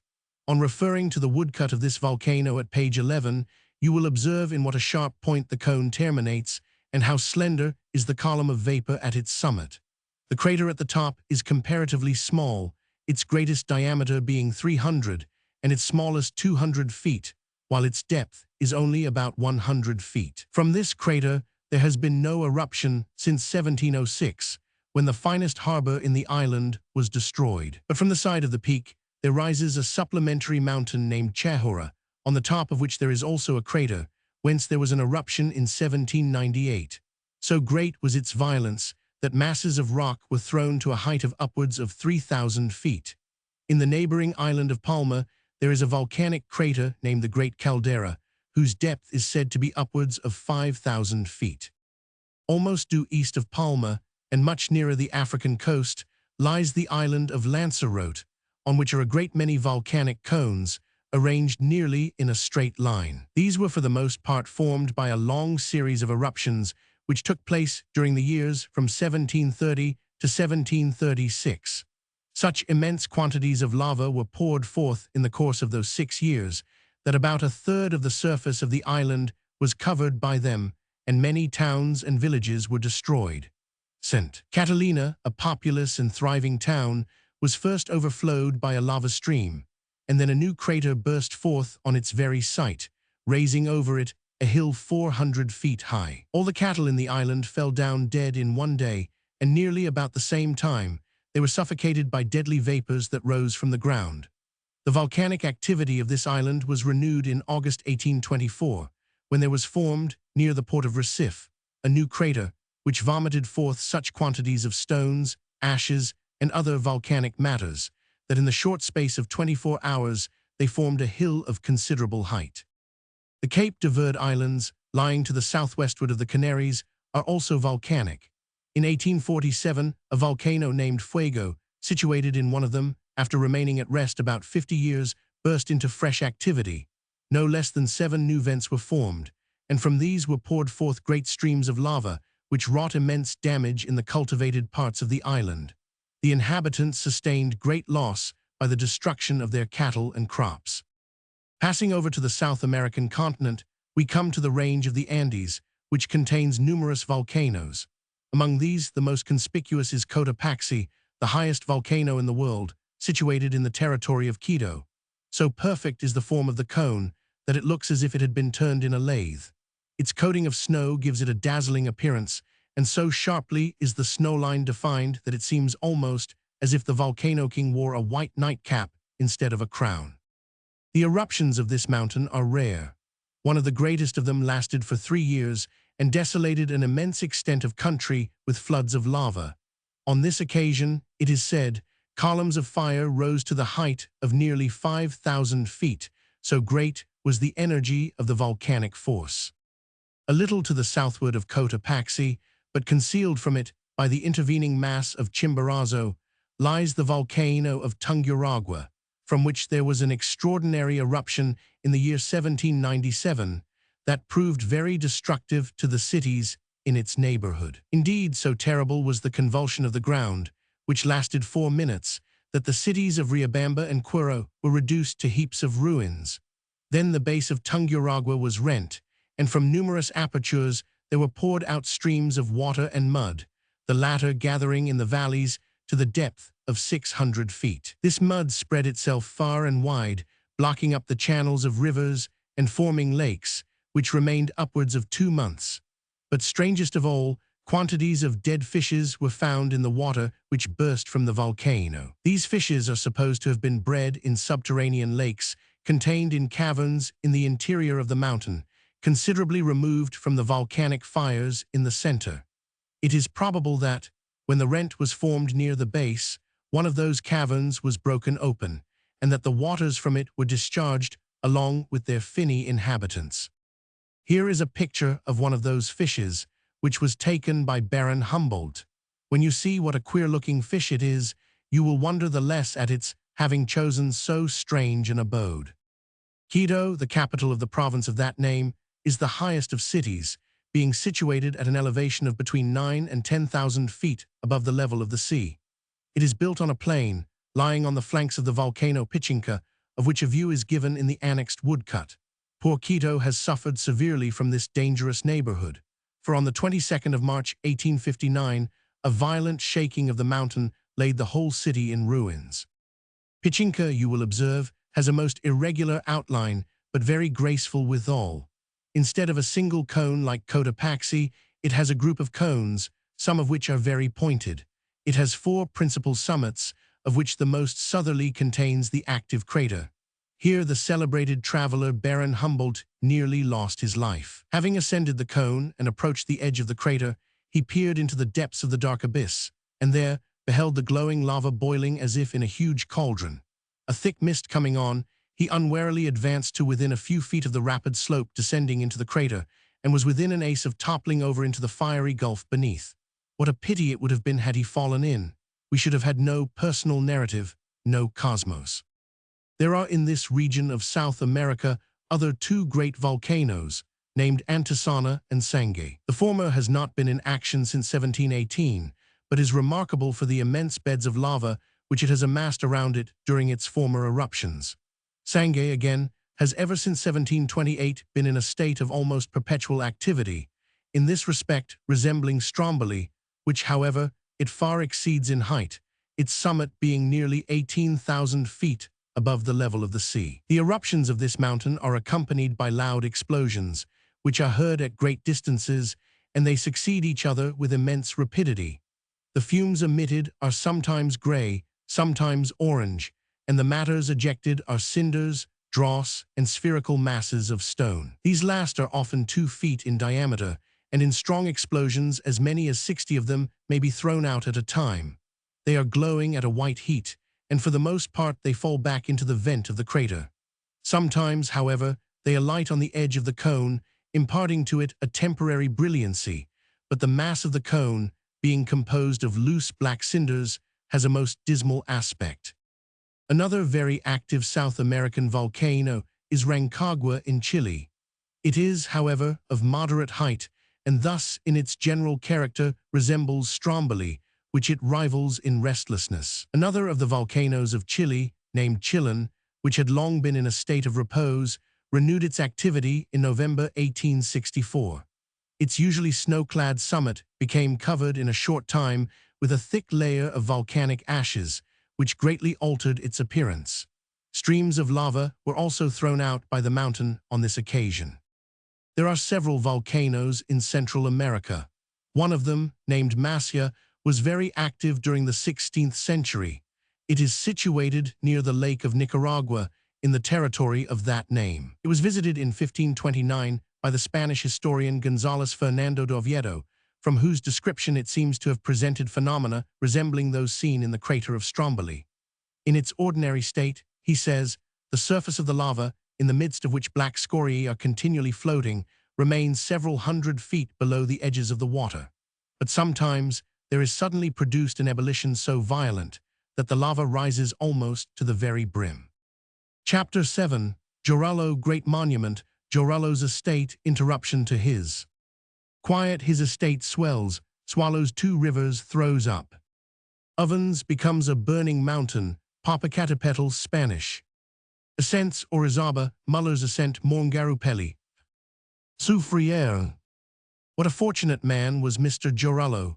Old Cheops, king of Egypt, spent vast sums of money, many long years, and the labor of myriads of his subjects, in erecting the Great Pyramid as a monument to his memory. But Mr. Jorullo, without his having to lay down a single Mexican dollar, and without any labor, either of his own or of his servants, had a magnificent monument raised to his memory in a single night. Jorullo's monument, too, is far bigger than the Pyramid of Cheops, being nearly 4 times the height, and occupying a much larger extent of ground. Whether it will last as long as the pyramid has done, time only can show.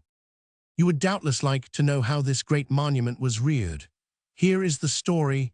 Don Pedro de Jorullo was a Mexican gentleman who lived about the middle of the last century. He was a landed proprietor, the owner of a nice little farm of great fertility, situated to the westward of the city of Mexico and about 90 miles from the coast of the Pacific Ocean. The ground was well watered by artificial means and produced abundant crops of indigo and sugar cane. Thus Mr. Jorullo was a very thriving, well-to-do sort of man. This gentleman's prosperity continued without interruption till the month of June 1759, when, to the great alarm of his servants dwelling on the estate, strange underground rumblings were heard, accompanied by frequent shakings of the ground. These continued for nearly 2 months, but at the end of that time all became quiet again, and Mr. Jorullo's servants slept in fancied security. On the night of the 28th of September, however, their slumbers were suddenly broken by a return of the horrible underground rumblings, thundering more loudly than before. The next night, these subterranean thunders became so loud that the Indian servants started from their beds and fled in terror to the mountains in the neighborhood. Gazing thence, after day had dawned, they beheld to their astonishment that a tract of ground from 3 to 4 square miles in extent, with their master's farm in the middle of it, had been upheaved in the shape of an inflated bladder. At the edges, this singular elevation rises only about 39 feet above the old level of the plain, but so great is the general convexity of the mound that towards the center it swells up to 524 feet above the original level. The Indians affirmed that they saw flames issue from the ground throughout an extent of more than half a square league, while fragments of burning rocks were thrown to enormous heights. Thick clouds of ashes rose into the air, illuminated by glowing fires beneath, and the surface of the ground seemed to swell into billows like those of a tempestuous sea. Into the vast burning chasms, whence these ejections were thrown, two rivers plunged in cataracts, but the water only increased the violence of the eruption. It was thrown into steam with explosive force, and great quantities of mud and balls of basalt were ejected. On the surface of the swollen mound, there were formed thousands of small cones, from 6 to 10 feet in height, and sending forth steam to heights varying from 20 to 30 feet. Out of a chasm in the midst of these cones, or ovens, as the natives call them, there rose 6 large masses, the highest of which is 1,600 feet in height, and constitutes the volcano of Jorullo. The eruptions of this central volcano continued till February 1760 with extreme violence, the crater throwing out large quantities of lava, but in the succeeding years it became less turbulent in its activity. It still, however, continues to burn, and the mountain emits from the wide crater at its summit several jets of vapor. The foregoing woodcut gives a view of this volcano, and of the little steaming ovens which stud the whole ground around it, giving it at a distance the appearance of the sea in a storm. And now confess that Mr. Jorullo's monument is far grander than the pyramid of Cheops. Surely the loss of his farm was amply compensated to him by the perpetuation of his memory and his name through the rearing of such a marvelous cenotaph. For a long time after the first eruption, the ground for a great distance round the volcano was too hot to be habitable or capable of cultivation. It is now, however, so much cooled down that it is once more covered with vegetation, and even some small portions of the raised ground containing the ovens have been again brought under culture. Besides this volcano, so recent in its origin, Mexico contains other 5, Orizaba, Toluca, Tuxtla, Popocatépetl, and Colima. What is rather remarkable, these 5, together with Jorullo, all lie nearly in a straight line running east and west. The tracts of country which these volcanoes have desolated with their lavas are called by the Mexicans the Malpays. The most remarkable of these mountains is Popocatépetl. Although it has long remained in comparative quiet, it was very active at the time of the Spanish invasion under Cortés. Of the first approach of the Spaniards to this volcano, and of the attempts made by some of them to climb to the top, Mr. Prescott, in his History of the Conquest of Mexico, gives the following graphic account. They were passing between 2 of the highest mountains on the North American continent, Popocatépetl, the hill that smokes, and Iztaccíhuatl, or White Woman, a name suggested, doubtless, by the bright robe of snow spread over its broad and broken surface.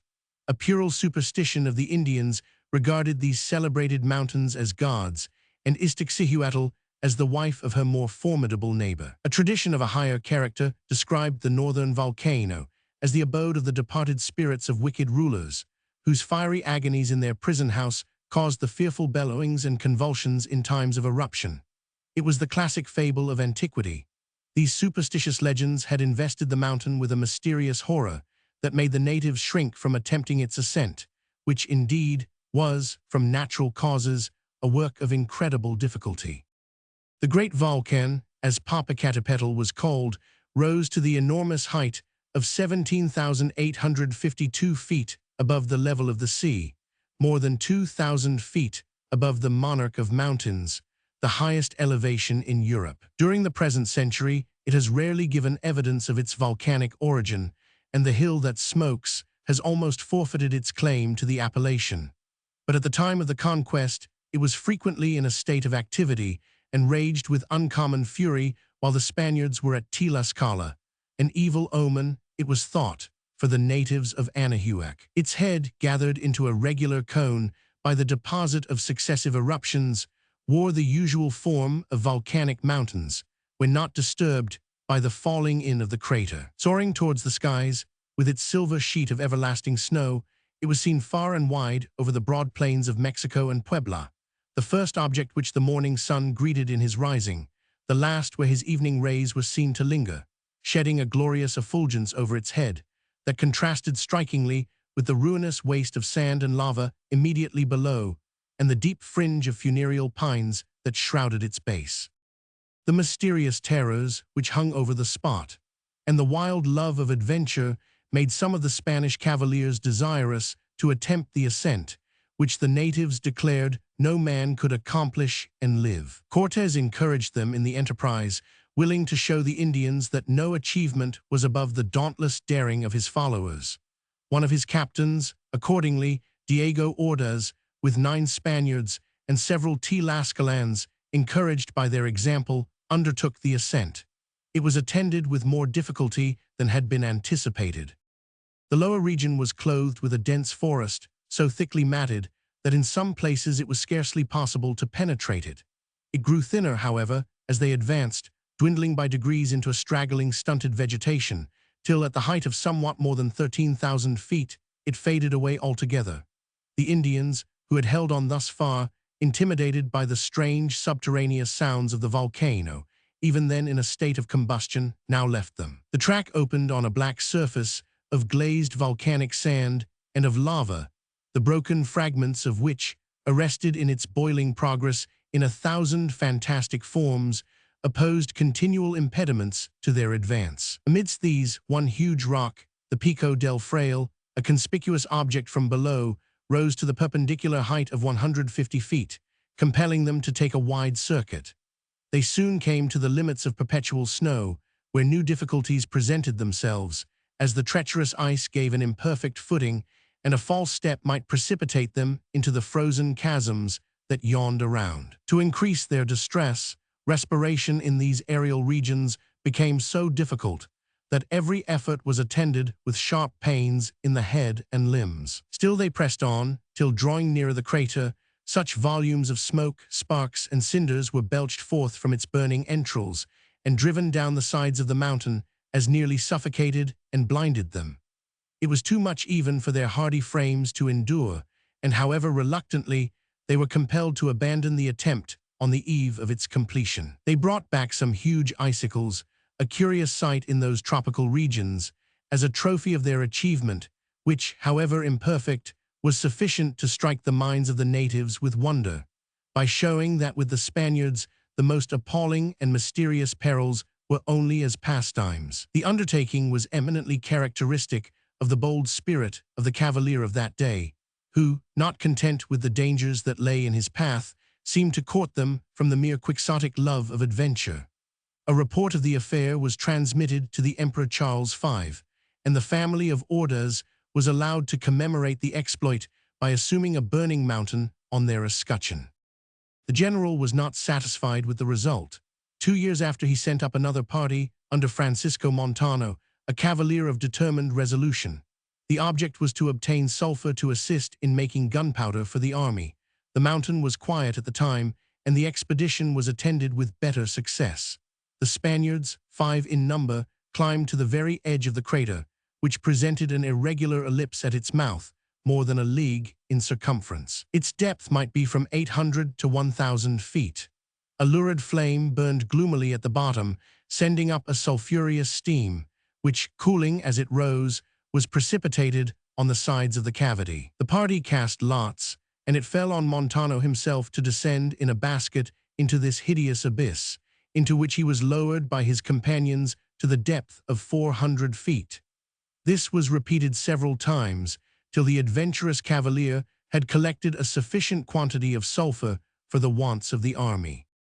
The more tranquil state of the volcano in modern times having rendered the summit no longer so difficult of access as it was in those days, the ascent has been several times achieved, twice in 1827, and again in 1833 and 1834. The crater is now a large oval basin with precipitous walls, composed of beds of lava, of which some are black, others of a pale rose tint. At the bottom of the crater, which is nearly flat, are several conical vents, whence are continually issuing vapors of variable color, red, yellow, or white. The beds of sulfur deposited in this crater are worked for economical purposes. 2 snowy peaks tower above its walls. Not less magnificent in its proportions is the volcano of Orizaba, which is nearly of the same height as Popocatépetl. It was very active about the middle of the 16th century, having had several great eruptions between 1545 and 1560, but since then it has sunk into comparative repose. This mountain was ascended by Baron Muller in 1856. A first attempt proved unsuccessful, but by passing a night in a grotto near the limit of perpetual snow, he was able on the following day, after a toilsome ascent, to reach the edge of the crater, not, however, till near sunset. His experiences and the scene which was presented to his wondering gaze he describes in the following terms.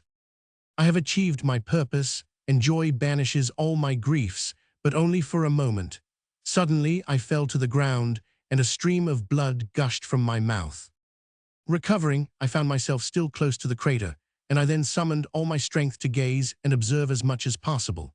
My pen cannot describe either the aspect of those regions or the impressions they produced on me. Here seemed to be the gate of the nether world, enclosing darkness and horror. What terrible power must have been required to raise and shiver such enormous masses, to melt them and pile them up like towers, at the very moment of their cooling and acquiring their actual forms. A yellow crust of sulfur coats in several places the internal walls, and from the bottom rise several volcanic cones.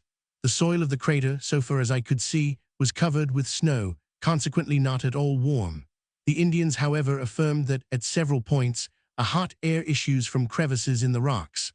Although I could not verify their statement, it seemed to me probable, for I have often observed similar phenomena in Popocatépetl. My original intention of passing the night on the crater had for overpowering reasons become impracticable. The twilight which, in this latitude, as everyone knows, is extremely short, having already begun, it was necessary to prepare for our return. The two Indians rolled together the straw mats which they had brought, and bent them in front so as to form a sort of sledge. We sat down upon these, and stretching out our legs, allowed ourselves to glide down on this vehicle. The rapidity with which we were precipitated increased to such a degree that our descent was rather like being shot through the air than any other mode of locomotion. In a few minutes we dashed over a space which it had taken us 5 hours to climb. There are several of the West Indian islands of volcanic origin, and 3 of them, St. Vincent, Martinique, and Guadeloupe, contain active volcanoes. The most remarkable is the volcano of Morngaru in St. Vincent, the eruptions from which have been particularly violent. In 1812, the ashes which it threw out were so great in quantity and projected to so vast a height that they were carried to a distance of 200 miles in the teeth of the trade wind. From Mount Pelly in Martinique, there was an eruption in August 1851. La Soufrière, the volcano in Guadeloupe, is said to have been cleft in twain during an earthquake. Its activity has long been in a subdued state, but it is remarkable for its deposits of sulfur. Chapter 8, Hawaii, Sandwich Islands, Crater of Kilauea, its awful aspect fiery. Lake and islands, jets of lava, depth of crater and surface. Of lake, bank of sulfur, curious rainbow, Mauna Kea and Mauna Loa, eruption of the latter in 1840, recent eruption great. Jet and torrent of lava, burning of the forests, great. Whirlwinds, underground explosions, other volcanoes in the Pacific. Hawaii is well known in history as being the island where the celebrated navigator Captain Cook was killed. The name used to be written Ohihi, but a better apprehension of the native pronunciation has led to its being altered into Hawaii. No one who visits it in the present day need be afraid of sharing the fate of poor Captain Cook, for the descendants of the savages who, in his time, inhabited the island have now, through the labors of Christian missionaries, become a very decent sort of quiet, well-behaved Christian people. Hawaii, which is the largest of a group called the Sandwich Islands, can boast of the greatest volcanic crater in the world.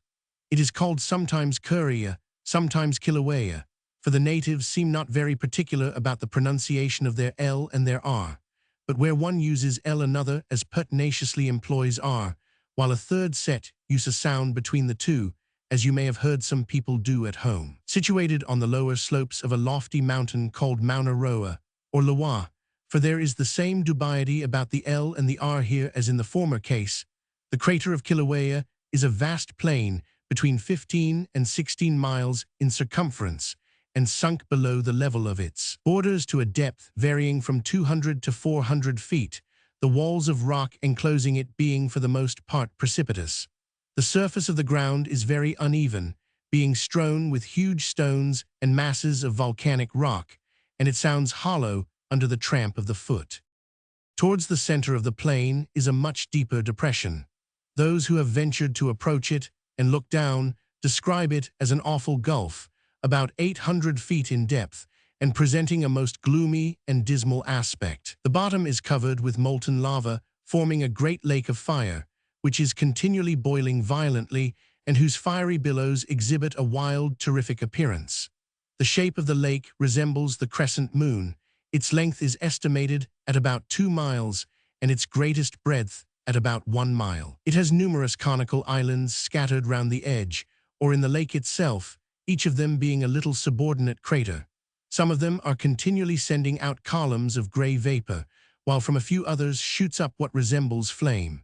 It is, probably, only the bright glare of the lava they contain, reflected upwards. Several of these conical islands are always belching forth from their mouths glowing streams of lava, which roll in fiery torrents down their black and rugged sides into the boiling lake below. They are said sometimes to throw up jets of lava to the height of upwards of 60 feet. The foregoing woodcut can convey only an imperfect idea of this immense crater. The outer margin of the gulf all round is nearly perpendicular. The height of the bounding cliffs is estimated at about 400 feet above a black horizontal ledge of hardened lava, which completely encircles it, and beyond which there is a gradual slope down into the burning lake. The surface of the molten lava is at present between 300 and 400 feet below this horizontal ledge, but the lava is said sometimes to rise quite up to this level and to force its way out by forming an opening in the side of the mountain, whence it flows down to the sea. An eruption of this kind took place in 1859. On one side of the margin of the lake, there is a long pale yellow streak formed by a bank of sulfur. The faces of the rocks composing the outer walls of the crater have a pale ashy gray appearance, supposed to be due to the action of the sulfurous vapors.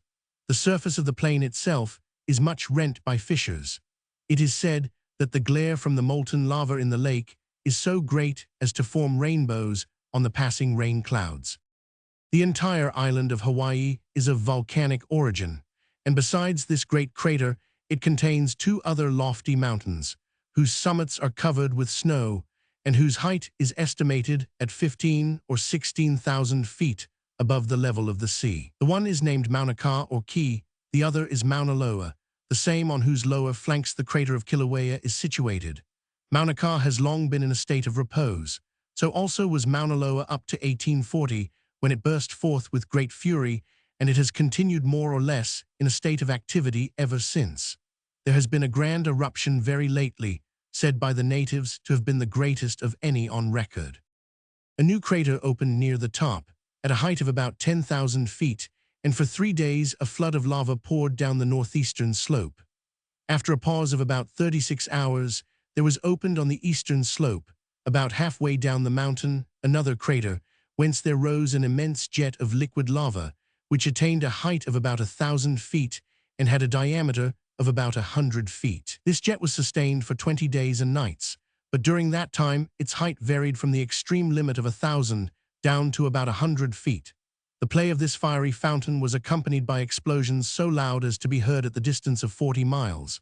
Nothing could surpass the awful grandeur of this jet, which was at a white heat when it issued from its source, but cooling as it ascended into the air, it became of a bright blood red, which, as the liquid fell, deepened into crimson. In a few days, there was raised around this crater a cone of about 300 feet in height, composed of the looser materials thrown out along with the lava. This cone continued to glow with intense heat, throwing out occasional flashes. The base of this cone eventually acquired a circumference of about a mile. But the fountain itself formed a river of glowing lava, which rushed and bounded with the speed of a torrent down the sides of the mountain, filling up ravines and dashing over precipices, until it reached the forests at the foot of the volcano. These burst into flames at the approach of the fiery torrent, sending up volumes of smoke and steam high into the air. The light from the burning forests and the lava together was so intense as to turn night into day, and was seen by mariners at a distance of nearly 200 miles. During the day, the air throughout a vast extent was filled with a murky haze, through which the sun showed only a pallid glimmer. Smoke, steam, ashes, and cinders were tossed into the air and whirled about by fierce winds, sometimes spreading out like a fan, but every moment changing both their form and color. The stream of lava from the fountain flowed to a distance of about 35 miles. The scene was altogether terrific. The fierce red glare of the lava, the flames from the burning trees, the great volumes of smoke and steam, the loud underground explosions and thunderings, all combined to overpower the senses and fill the mind with indescribable awe. A remarkable volcanic chain runs along the northern and western margins of the Pacific Ocean. It embraces the Aleutian Islands, the peninsula of Kamchatka, the Kuril, the Japanese, and the Philippine Islands. The most interesting are the volcanoes of Kamchatka, in which there is an oft-renewed struggle between opposing forces, the snow and glaciers predominating for a while, to be in their turn overpowered by torrents of liquid fire. Chapter 9. Atolls or coral islands, their strange appearance, their connection with volcanoes, their mode of formation, Antarctic. Volcanoes, diatomaceous deposits. To the southward of the Sandwich Islands, on the other side of the equator, there is a large group of islands in the Pacific, which have a very peculiar appearance. They are called atolls or coral islands. Although not exactly of volcanic origin, yet the manner in which they are formed has some connection with submarine volcanic action. An atoll consists essentially of a ring of coral rocks, but little elevated above the level of the sea, and having in its center a lagoon or saltwater lake, which generally communicates by a deep narrow channel with the sea. The ring of rocks is flat on the surface, which is composed of friable soil and sustains a luxuriant vegetation, chiefly of coconut palms. It is seldom more than half a mile in breadth between the sea and lagoon, sometimes only 300 or 400 yards. The outer margin of the ring is the highest, and it slopes gradually down towards the lagoon, but on the outside of the ledge of rocks is a beach of dazzling whiteness, composed of powdered and broken coral and shells. The appearance they present is thus not less beautiful than singular. Some of these islands are of large size, from 30 to 50 miles long, and from 20 to 30 broad, but they are in general considerably smaller. Their most frequent form is either round or oval. The rocks composing them are all formed by different species of coral. The animal which constructs them is of the polyp tribe, and so small that it can be seen only under the higher powers of the microscope. It multiplies by means of buds like those of a tree, the individuals all combining to form a composite stony mass, which is called a polypedum. A number of such polypedums growing close together form a coral reef. See woodcuts. It was at one time supposed that these coral reefs were erected on the edges of the craters of submarine volcanoes, an opinion to which their annular form and the lagoon in the center lent some countenance. But the vast size of some of them, united to several other particulars connected with them, threw great doubts over this supposition. More recently, it has been shown by Mr. Darwin that, while volcanic agency does perform a part in their formation, it is different from what had been formerly imagined. His supposition is that these coral reefs were built round the coasts of islands which had once stood very much higher above water than they do now. He conceives that the bottom of the sea under them being very volcanic and containing large collections of molten lava beneath a thin solid crust, the islands have gradually sunk down into the lava, until their central parts have become covered with a considerable depth of water. The central parts thus submerged, he imagines, form the lagoons in the middle of the islands, while the ring of coral reefs has gradually grown upwards, as the ground on which it rested sank downwards. The corals thus rise to near the surface, but immediately on their being uncovered by the water they die, and the reef ceases to grow. Then the waves, by their action, break the upper part of it into pieces, which thus become heaped up by degrees on the remainder, until the mass attains so great a height that the sea can no longer wash over it. Thus the curious ring of land is gradually formed, and affords a nutritive soil, in which coconuts, on being cast ashore, germinate and grow to be large trees. Other seeds, wafted by the waves or carried by birds, also begin to grow, until the whole surface becomes covered with vegetation. Then comes man and builds his habitation upon those fertile spots, and finds in them an agreeable and convenient abode, well suited to those who are accustomed to live by fishing and other simple means.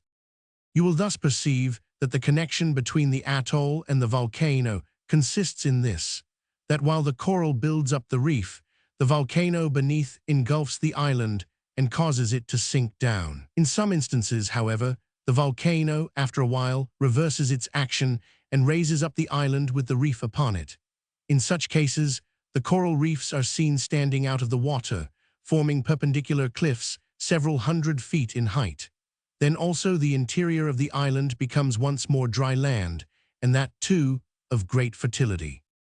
Almost due south of that region, in the Pacific, where the coral islands abound, but at a great distance from them, and considerably within the limits of the Antarctic zone, lies South Victoria. Here in lat. 76 degrees S, Captain Ross discovered in 1841 two volcanoes, which he called Erebus and Terror, after the names of his two ships. Of the former, which is the higher of the two, a view is given in the annexed woodcut. It is covered with perpetual snow from the bottom even to the tip of the summit. Nevertheless, it is continually sending forth vast columns of vapor, which glow with the reflection of the white-hot lava beneath. These vapors ascend to a great height, more than 2,000 feet above the top of the cone, which is itself 12,000 feet above the level of the sea.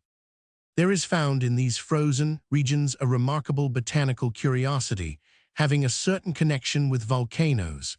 The waters of the ocean, all along the borders of the icy barrier, produce in amazing abundance the family of water plants named diatomaceae. The diatoms are so called from their faculty of multiplying themselves indefinitely by splitting into two, and so rapidly is this process performed, that in a month a single diatom may produce 1,000 millions. The quantity found in the Antarctic regions is so immense that, between the parallels of 60 degrees and 80 degrees of south latitude, they stain the whole surface of the sea of a pale olive-brown tint. These plants, which are so minute as to be individually invisible, save under the higher powers of the microscope, have the curious property of encrusting themselves with a sheath or shell of pure silica. These shells remain after the death of the plant and are as indestructible as flint. They are marvelous objects, both as respects the elegance of their forms and the beauty of their markings. So great is the accumulation of these shells at the bottom of the sea that they have formed an immense bank 400 miles in length by 120 in breadth, between the 76th and 78th degrees of south latitude. One portion of this bank rests on the coast at the foot of Mount Erebus. Now it is remarkable that these microscopic shells of diatoms are not unfrequently found in the ejections of volcanoes, while it is generally supposed that, in the case of those situated near the sea, eruptions are caused by the formation of explosive steam, consequent on the access of seawater to the reservoirs of molten lava lying underground. The proximity of this diatomaceous bed to Mount Erebus would easily explain how these minute shells might be found abundant in the fine dust ejected from that volcano. Chapter 10. Volcanoes of Java, Papandayang Mountain engulfed, great destruction of life and property, Galungong destructive eruption, Mount Merapi, great eruption, with hurricane another very destructive, mud volcano crater of Tangkuban Perahu, island of Sumbawa, volcano of Tamboro terrific eruption, Timor, a volcano quenches itself, cleaving of Mount Makian, Sangya, destructive eruption, Bourbon. One of the most marvelous volcanic regions in the world is that composed of the islands of the Malayan archipelago in the Indian Ocean. They form a chain stretching from east to west, but curving up towards the north at the western extremity. The most easterly of the chain is Timor, the most westerly Sumatra. The most interesting of the group is Java, which is almost entirely of volcanic origin, and contains no less than 38 mountains of that conical form, which indicates their having at one time or other been active volcanoes. Only a few of them, however, have been in activity in more recent times. The most remarkable eruption was that of the mountain named Papandayang, which occurred in 1772. During this convulsion, the greater part of the mountain, which was formerly one of the largest in the island, was completely swallowed up in some great underground gulf. On the night between the 11th and 12th of August of that year, the mountain appeared to be wholly enveloped in a remarkable luminous cloud. The inhabitants fled in consternation, but before they could all escape, the mountain began to totter, and the greater part of it tumbled down and disappeared. The crash with which it fell was dreadful, the noise resembling the discharge of volleys of artillery. Besides that part of the mountain which thus fell in, a large extent of ground in its neighborhood was engulfed. The space measured 15 miles in length and 6 in breadth. The ground for many miles round this space was covered with immense quantities of ashes, stones, cinders, and other substances thrown out by the volcano. These were, on many parts of the surface, accumulated to the height of 3 feet, and even at the end of 6 weeks, the layers thus deposited retained so much heat as to render the mountain inaccessible. By this dreadful occurrence, 40 villages were destroyed, some engulfed with the ground on which they stood, others buried under the loose materials which had been ejected. Not far short of 3,000 of the inhabitants perished. Another of the volcanoes of Java, called Galungong, burst into eruption in 1822, commencing with a terrible explosion of stones, ashes, and 100, followed by a stream of hot mud, which overspread a large tract of ground. This eruption proved still more fatal to human life, about 4,000 persons having been destroyed. So lately as September 1849, Mount Merapi, another volcano in this island, which had been supposed to be quite extinct, burst forth into an eruption which lasted 3 days. It was accompanied by a violent hurricane. The bed of a river was filled up by the matter thrown out from the crater, and the destruction of property and crops, and 100, was immense. Fortunately, the inhabitants succeeded in making their escape, so that no lives were lost.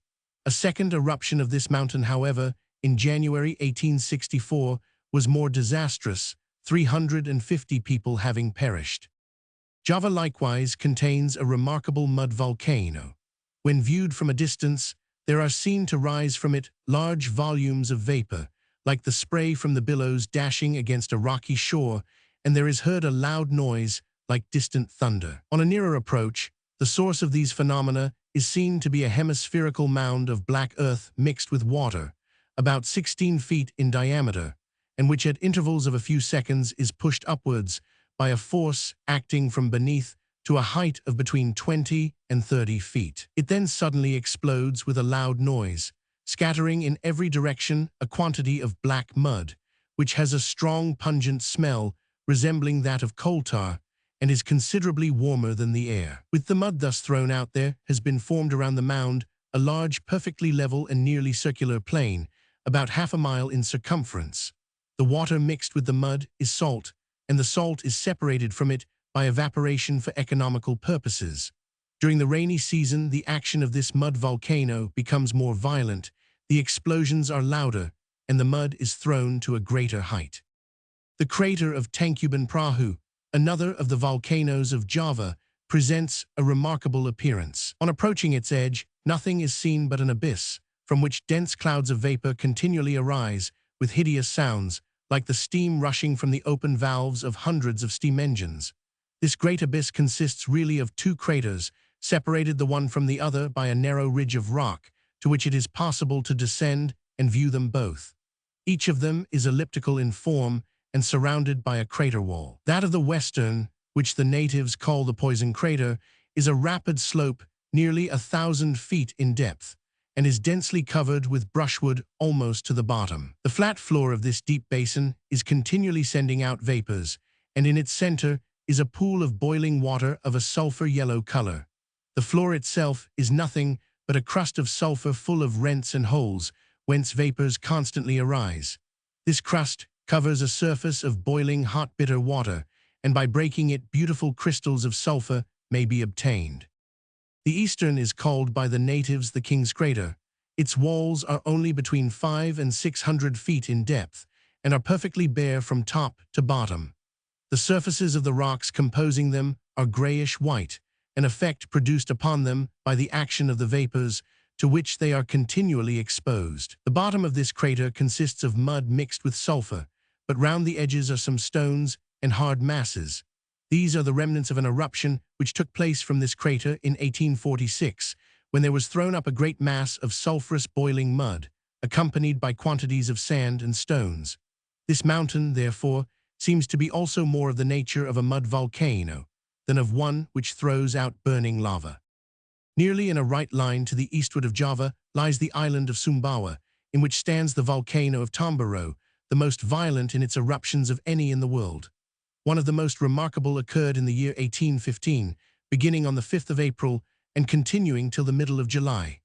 Its effects were felt over an immense tract of country, embracing the Malacca Islands, Java, and portions of Celebes, Sumatra, and Borneo. The concussions produced by its explosions were sensible at a distance of 1,000 miles all round, and their sound is said to have been heard even at so great a distance as 1,700 miles. In Java, the day was darkened by clouds of ashes thrown from the mountain to that great distance, 300 miles, and the houses, streets, and fields were covered to the depth of several inches with the ashes that fell from the air. So great was the quantity of ashes ejected that the roofs of houses 40 miles distant from the volcano were broken in by their weight.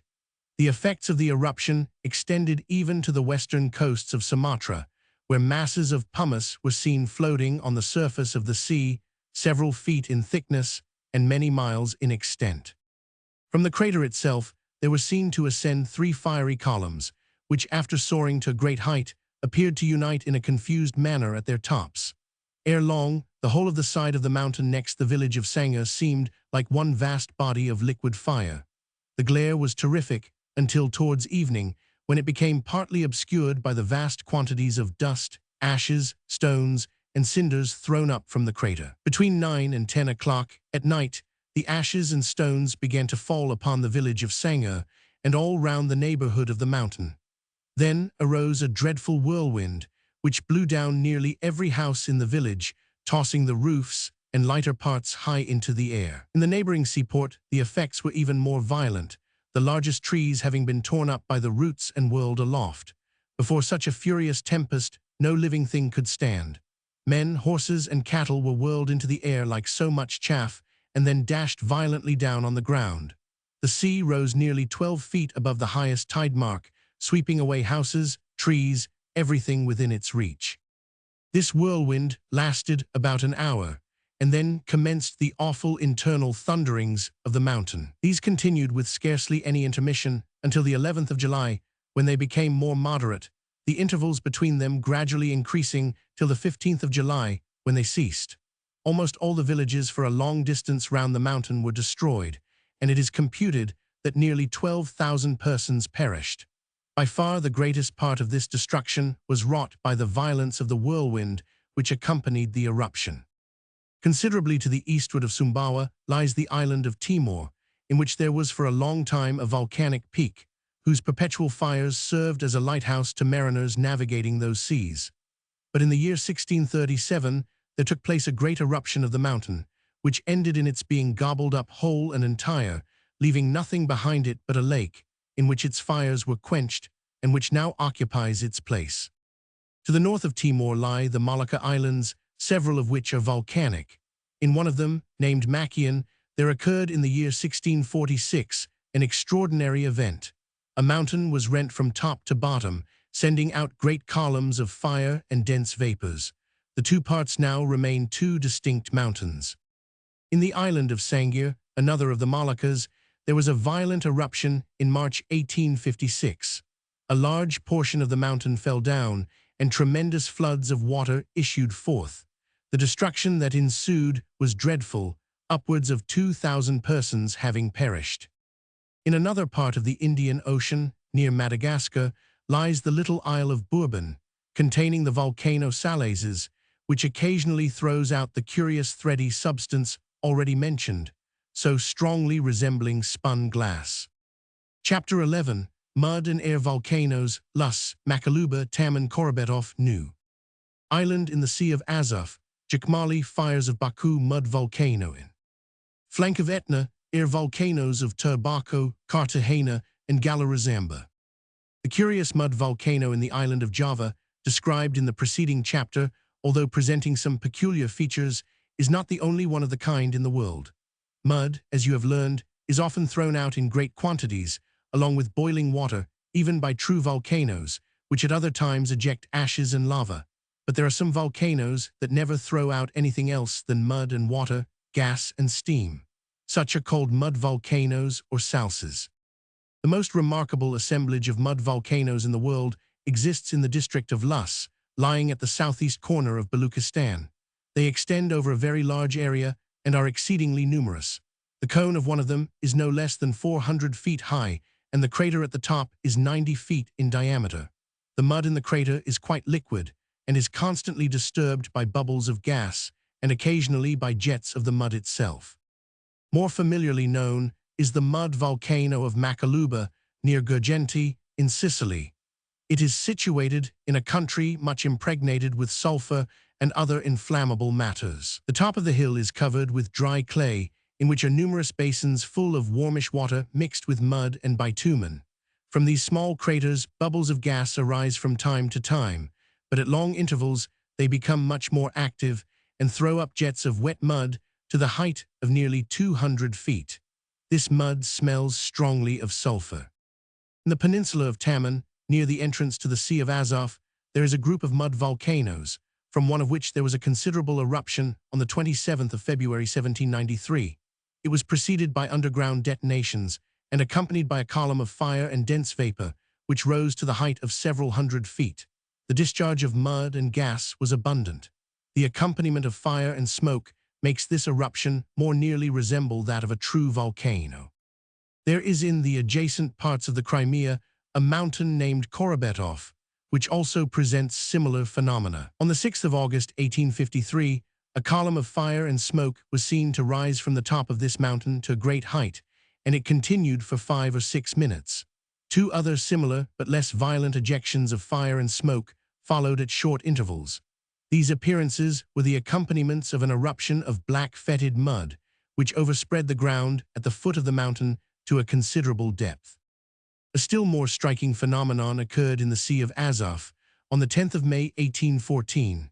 On that day, a column of flame and very thick smoke arose out of the water, with a loud report like that of a cannon, and masses of earth with large stones were tossed high up into the air. 10 eruptions of this kind succeeded each other at intervals of about a quarter of an hour, and after they had ceased for a time, they began again during the night.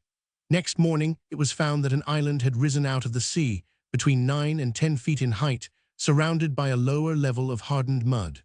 A strong fetid smell, probably that of petroleum, proceeded from the island and extended for a considerable distance all round. Another mud volcano, named Jukmali, near the Caspian Sea, was formed in November 1827. In this case, also, the ejection of mud was for several hours preceded by flames, rising to so great a height that they could be seen at a distance of 24 miles. Large pieces of rock were at the same time thrown up and scattered to considerable distances all round. The entire district in which this mountain is situated has its soil copiously impregnated with petroleum, and numerous wells are formed for its collection. Quantities of this mineral oil are frequently found floating on the sea, along the neighboring shores, where the sailors are in the habit of setting fire to this floating petroleum, while they dexterously steer their boats so as to avoid the flames. In this district also stands the city of Baku, held sacred by the Parsis, or fire worshippers, who have here built a temple in which are kept burning perpetual fires, fed by the naphtha springing from the ground. During the past year, 1866, a small mud volcano has been formed in the flanks of Mount Etna. It began with an outburst of strong jets of boiling water. First, one rose to the height of about 6 feet, then several others broke out, whereupon the height of the whole set diminished. There was much gas bubbling through the water, and some petroleum floated on its surface. It was very muddy and left a thick deposit as it flowed away. Neither flames nor noise accompanied this eruption. There are also diminutive volcanoes, consisting of small conical hills from which nothing seems to be emitted but various sorts of gas. These are called air volcanoes.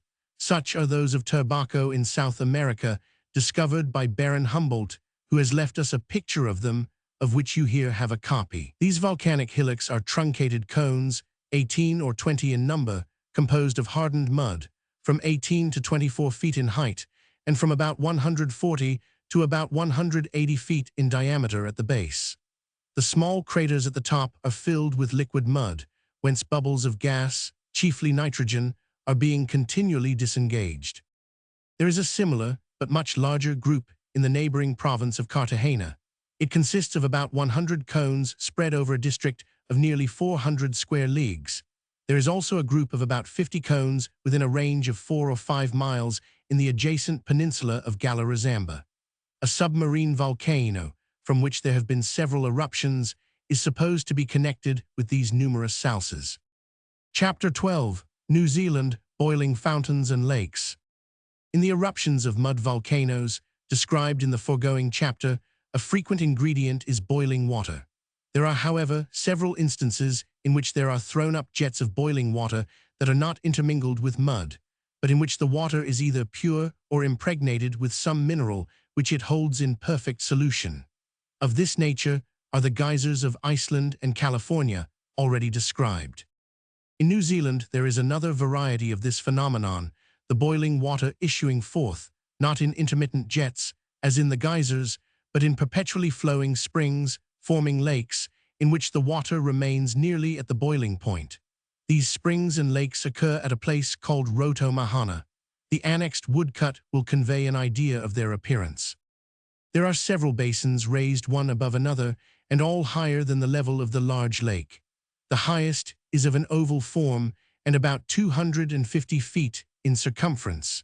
It is filled from an opening at the height of about 100 feet above the level of the lower lake. At various stages below this upper basin are numerous other springs, from which several similar basins are filled. The whole of these basins empty themselves into the large lake below, and the water in all of them is nearly boiling hot, giving forth, with a hissing sound, volumes of white vapor. These waters are richly impregnated with carbonate of lime, which has formed all round the margins of the basins beautiful incrustations of snowy whiteness. The sand round the lake is very warm, and if a stick be thrust into it, jets of steam arise. Doubtless, some years hence, the enterprising English settlers will establish hot baths here. Not far from the lake there are smaller basins, in which the water is not beyond what would be agreeable for a warm bath, while it is of a blue color and beautifully clear. On both banks of the river Waikato, also in this neighborhood, are found numerous basins full of boiling mud or slime, which cannot be approached save with extreme care, owing to the softness and slipperiness of the soil. The largest of these basins is oval in form, 14 feet long by 8 feet wide, and about as much in depth. It contains hot mud of a bright red color, being strongly impregnated with oxide of iron. Large viscous bubbles are continually rising to the top, and on bursting they emit a fetid, sulphureous smell. These phenomena are nearly akin to those of a mud volcano. Chapter 13. Underground Sounds, Kid, Rio Apure Guanajuato, Melida Nacus. Not the least remarkable among the phenomena produced by volcanic forces are the strange underground noises which are occasionally heard. For the most part, these are the preludes either of shocks of earthquake or of volcanic eruptions. Those which for months preceded the upheaval of the volcano of Jorullo will recur to your remembrance. For about a month before the great mud eruption from Tunguragua on 4th February 1797, already described, there proceeded from the interior of that mountain noises of the most fearful kind. These would occur suddenly in the midst of perfect silence. They were heard by Antonio Pinda, the naturalist, who was there at the time, and they led him to foretell the approach of some great convulsion. Strange to say, however, the catastrophe itself was unaccompanied by underground noises anywhere near the volcano. But stranger still, at Quito, which is distant about 200 miles, a short time after the eruption began, there were heard tremendous underground thunders. But this distance, between the site of the underground noises and the probable focus of disturbance, was far exceeded in another remarkable instance. It is stated by Humboldt that in the grassy plains of Calabozo, on the banks of the Rio Apure, a tributary of the Orinoco, there were heard, over a large extent of country, loud underground thunders, unaccompanied by any shaking of the ground. while great streams of lava were being poured forth from the crater of Morngaru in the island of St. Vincent at the distance of no less than 632 miles in a right line. This was as though an eruption of Mount Vesuvius were accompanied by underground thunders in Normandy. There have nevertheless been instances of the existence of such underground noises, without their having been followed either by an earthquake, by a volcanic eruption, or any other outward appearance whatever. One of the most remarkable cases of the kind was that mentioned by Humboldt as having occurred at Guanajuato in Mexico, a mountain city situated far from any active volcano.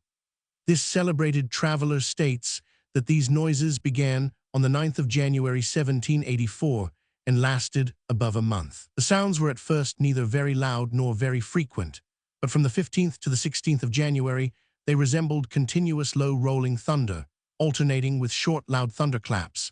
The sounds then gradually died away and nothing came of them, although they excited great terror among the inhabitants while they lasted. There are mines in the neighborhood 1,598 English feet in depth, yet neither in them nor at the surface could the least tremor be detected. A somewhat similar phenomenon occurred in the island of Melida in the Adriatic, off the coast of Dalmatia, where underground rumblings were heard from March 1822 to September 1824. But in this case, the sounds were sometimes accompanied by shocks. A still more singular phenomenon of this sort occurs on the borders of the Red Sea at a place called Naxos, where intermittent underground sounds have been heard for an unknown number of centuries. It is situated at about half a mile's distance from the shore, whence a long reach of sand ascends rapidly to a height of about 300 feet. This reach is about 80 feet wide and resembles an amphitheater being walled in by low rocks. The sounds coming up from the ground at this place recur at intervals of about an hour. They at first resemble a low murmur, but ere long there is heard a loud knocking, somewhat like the strokes of a bell, and which, at the end of about 5 minutes, becomes so strong as to agitate the sand. The explanation of this curious phenomenon given by the Arabs is that there is a convent under the ground here, and that these sounds are those of the bell, which the monks ring for prayers. So they call it Naxos, which means a bell. The Arabs affirm that the noise so frightens their camels when they hear it as to render them furious. Philosophers attribute the sounds to suppressed volcanic action, probably to the bubbling of gas or vapors underground. Chapter 14. Extinct volcanoes, Auvergne, Vienne, Agde, Eiffel, Italy, Lacus. Samini, Grotto del Cane, Givo Upus, Talaga Bodas, the Dead Sea. There are two sorts of extinct volcanoes. First, those in which all evidences of activity have entirely ceased, and secondly, those in which a subdued state of activity lingers. The former are more widely distributed than the latter, but sometimes both kinds occur in the same district of country. Extinct volcanoes are found in the district of Auvergne in France. Solidified streams of lava occur at Volvic near Riom, and the crater whence they descended is still visible on the top of the Pied de Nuger. It is an oblong basin, having its edge broken on the side down which the lava flowed. In its descent, the fiery stream appears to have encountered a knoll of granite, by which it was divided into two branches. These seem to have reunited lower down, and thence to have overspread the valley beneath. The Pied de Cum, a mountain near Clermont, appears to have sent forth two streams of lava, which have effected considerable changes in the surface of the country, blocking up the courses of rivers, diverting them into new channels, and forming swamps in the old. On the top of Pied Périou, to the north of Clermont, there exists a perfect crater, quite round, and about 250 feet deep, whence there has flowed a stream of lava, whose course can be distinctly traced. The summit of Pied Gravenier, a long, round-backed hill, also near Clermont, consists almost entirely of a heap of volcanic cinders, which have obliterated all traces of a crater, but two streams of lava appear to have flowed from the sides of the mountain. The Pied de Dôme and the mountains in its neighborhood likewise appear to be of volcanic origin, and to have been upheaved somewhat in the same manner as Jorullo. Although the aspect of the mountains of Auvergne indicates so clearly their having been active since the surrounding country acquired its present general conformation, neither history nor tradition has preserved any record of their eruptions. There is extant, however, a letter from Sidonius Apollinaris, a cote parere of Pliny, addressed to the Bishop of Vienne, in which he refers to forms of prayer which had been appointed by the bishop at the time when earthquakes demolished the walls of Vienne, and the mountains, opening, vomited forth torrents of inflamed materials. It hence appears that the extinct volcanoes in the neighborhood of Vienne, and perhaps those of La Paix, had been in a state of eruption not long after the beginning of the Christian era. To the westward of the latter town, there is a number of small volcanic craters, of which the two largest are the Lake de Bouchet and the crater of Bar, which also appears to have been at one time a lake, but is now dry. The former has its greatest diameter, about 2,300 feet, with a depth of about 90 feet. The latter is on the top of a mountain, which is composed entirely of such substances as are ejected by volcanoes. Its diameter is about 1660 and its depth about 130 feet, while it is almost perfect in its form. The mountains near Vienne exhibit streams of lava which accommodate themselves to the existing valleys. Near Agde also, on the shores of the Gulf of Lions, on the top of a hill named St. Loup, there is an extinct crater, whence have descended two streams of lava apparently of recent origin. On one of them, the town of Agde has been built, the other projects into the sea. The district of Eifel, on the borders of the Rhine, is another in which extinct volcanoes abound. They occur mostly in the form of circular craters, which are now filled with water, their borders consisting of volcanic ejections. They also exhibit various superficial streams of lava. One of the most remarkable of these round craters lies near Andernach, a little west of the Rhine. It is named the Lake of Lach and is nearly 2 miles in circumference. On its margin are found numerous volcanic ejections exactly resembling those of Mount Vesuvius. Notwithstanding these evidences that the extinct volcanoes of Eifel have been in activity since the country acquired its present conformation, there are no historical records of their operations. There is indeed a passage in Tacitus referring to fires that issued from the earth near Cologne, but his description does not warrant the conclusion that the event to which he alludes was of the nature of a volcanic eruption. The Drachenfels on the eastern bank of the Rhine and the other mountains in its neighborhood belong to the more ancient volcanic formations. The same may be affirmed of the other mountains scattered throughout Germany and Central Europe generally, in which rocks of volcanic origin occur. There are a good many traces of extinct volcanoes in Italy, besides those of the Phlegron fields already mentioned. In general character, they resemble those previously described. The chief localities are certain lakes, near Volterra in Tuscany, which give forth very hot sulfurous and boracic acid vapors, a small sulfurous lake near Viterbo continually giving forth bubbles of gas, the lake of Vico between Viterbo and Rome, the mountain and lake of Albano near Rome, Mount Volta in the Apennines in the province of the Basilicata, and Lake Agnano near Naples. Of these, the lakes of Vico and Agnano are the most interesting. The former is the ancient Lacus Semini, and old authors state that its site was once occupied by a town, whose ruins used to be visible at the bottom of the lake when the water was clear. The ground, with the town upon it, is said to have been engulfed during a volcanic convulsion when the lake was formed in its place. The Lake Agnano is the site of an ancient volcanic crater, and on its margin is situated the Grotto del Cane, so famous for the deadly vapors it exhales. These consist of carbonic acid gas in combination with watery vapor. This celebrated grotto is thus described in his work on volcanoes by Dr. Daubeny, who visited the spot. The mouth of the cavern being somewhat more elevated than its interior, a stratum of carbonic acid goes on constantly accumulating at the bottom, but upon rising above the level of its mouth, flows like so much water over the brim. Hence, the upper part of the cavern is free from any noxious vapor, but the air of that below is so fully impregnated that it proves speedily fatal to any animal that is immersed in it, as is shown to all strangers by the experiment with the dog. The sensation I experienced, on stooping my head for a moment to the bottom, resembled that of which we are sometimes sensible on drinking a large glass of soda water in a state of brisk effervescence. The cause in both instances is plainly the same. The quantity of carbonic acid present in the cavern at various heights was shown by immersing in it various combustibles in a state of inflammation. I found that phosphorus would continue lighted at about 2 feet from the bottom, whilst a sulfur match went out a few inches above, and a wax taper at a still higher level. It was impossible to fire a pistol at the bottom of the cavern, for although gunpowder may be exploded even in carbonic acid by the application of a heat sufficient to decompose the niter, and consequently to envelop the mass in an atmosphere of oxygen gas, yet the mere influence of a spark from steel produces too slight an augmentation of temperature for this purpose. Similar phenomena, but on a grander scale, are presented by the extinct crater in the island of Java called Givo Upus, the Poison Valley.